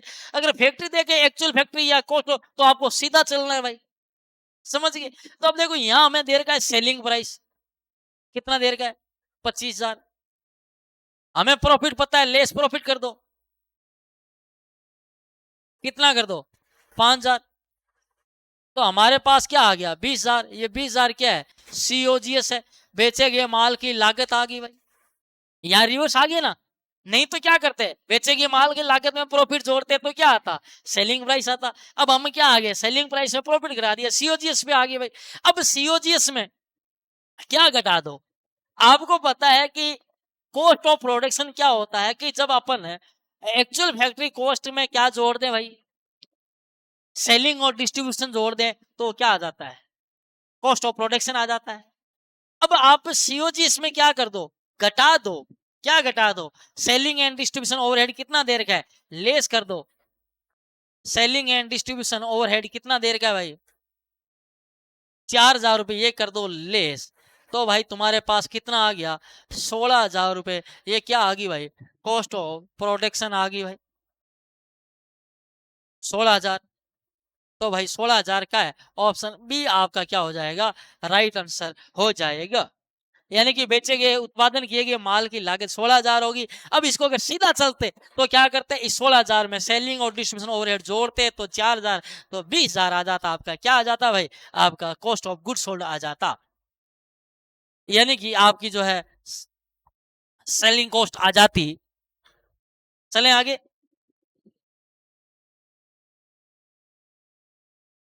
यानी कि आप अगर अगर जो बेचे गए माल की लागत है, COGS है, इसमें अगर आप जोड़ दोगे सेलिंग एंड डिस्ट्रीब्यूशन ओवरहेड, अगर इस COGS में अगर ये सेलिंग एंड डिस्ट्रीब्यूशन ओवरहेड जोड़ते हो तो आपकी क्या आ जाती है, टोटल कॉस्ट आ जाती है। आगे देखो, औचित्य अंकेक्षण, ये ऑडिट का क्वेश्चन है, प्रोप्राइटरी ऑडिट, यानी कि औचित्य की जांच की जाती है कि तुमने काम किया वो सही, उसका तुक थाग नहीं था, ऐसे ही गलत काम तो नहीं किया है। अंकेक्ष से क्या जांच करता है कि वो बिजनेस के लिए आवश्यक था, प्रबंधन एक आम व्यक्ति की भांति खर्च का वे आवश्यकता अधिक तो नहीं, ये बात सारी सी। औचित्य में औचित्य की जांच की जाती है कि जो तुमने खर्च किया वो सही था गलत था भाई। और लास्ट क्वेश्चन है मॉडल पेपर, द 10वें का कंपनी अधिनियम 2013 की धारा 139 139 किससे संबंधित है? ये अंकेक्षों की नियुक्ति से रिलेटेड है, आपको पता है। और वैसे आपको धाराएं ज्यादा ध्यान में रखनी है, ये इंपॉर्टेंट है तो ध्यान में रख लेना। आपको 139 से बाकी सारी 139 से लेकर के 147 तक है, 150 पोस्ट ऑडिट की है, वो ध्यान में आपको वैसे भी नहीं रखने, उनको याद भी आपको नहीं करना है। तो अपने जो है अभ्यर्थियों, ये जो है मॉडल पेपर संख्या 10 था, और उसके हमने सारे अकाउंटेंसी क्वेश्चन बहुत बढ़िया तरीके से कर लिए। और तब तक धन्यवाद। आगामी क्लास में हम मिलेंगे। मैंने आपको सारे मॉडल पेपर थे उसके अकाउंट के क्वेश्चन करवा दिए हैं, और आगामी क्लास में अपन बिजनेस स्टडीज के जो है वो टॉपिक वाइज क्वेश्चन करने वाले हैं। तब तक के लिए धन्यवाद। जय हिंद, जय भारत।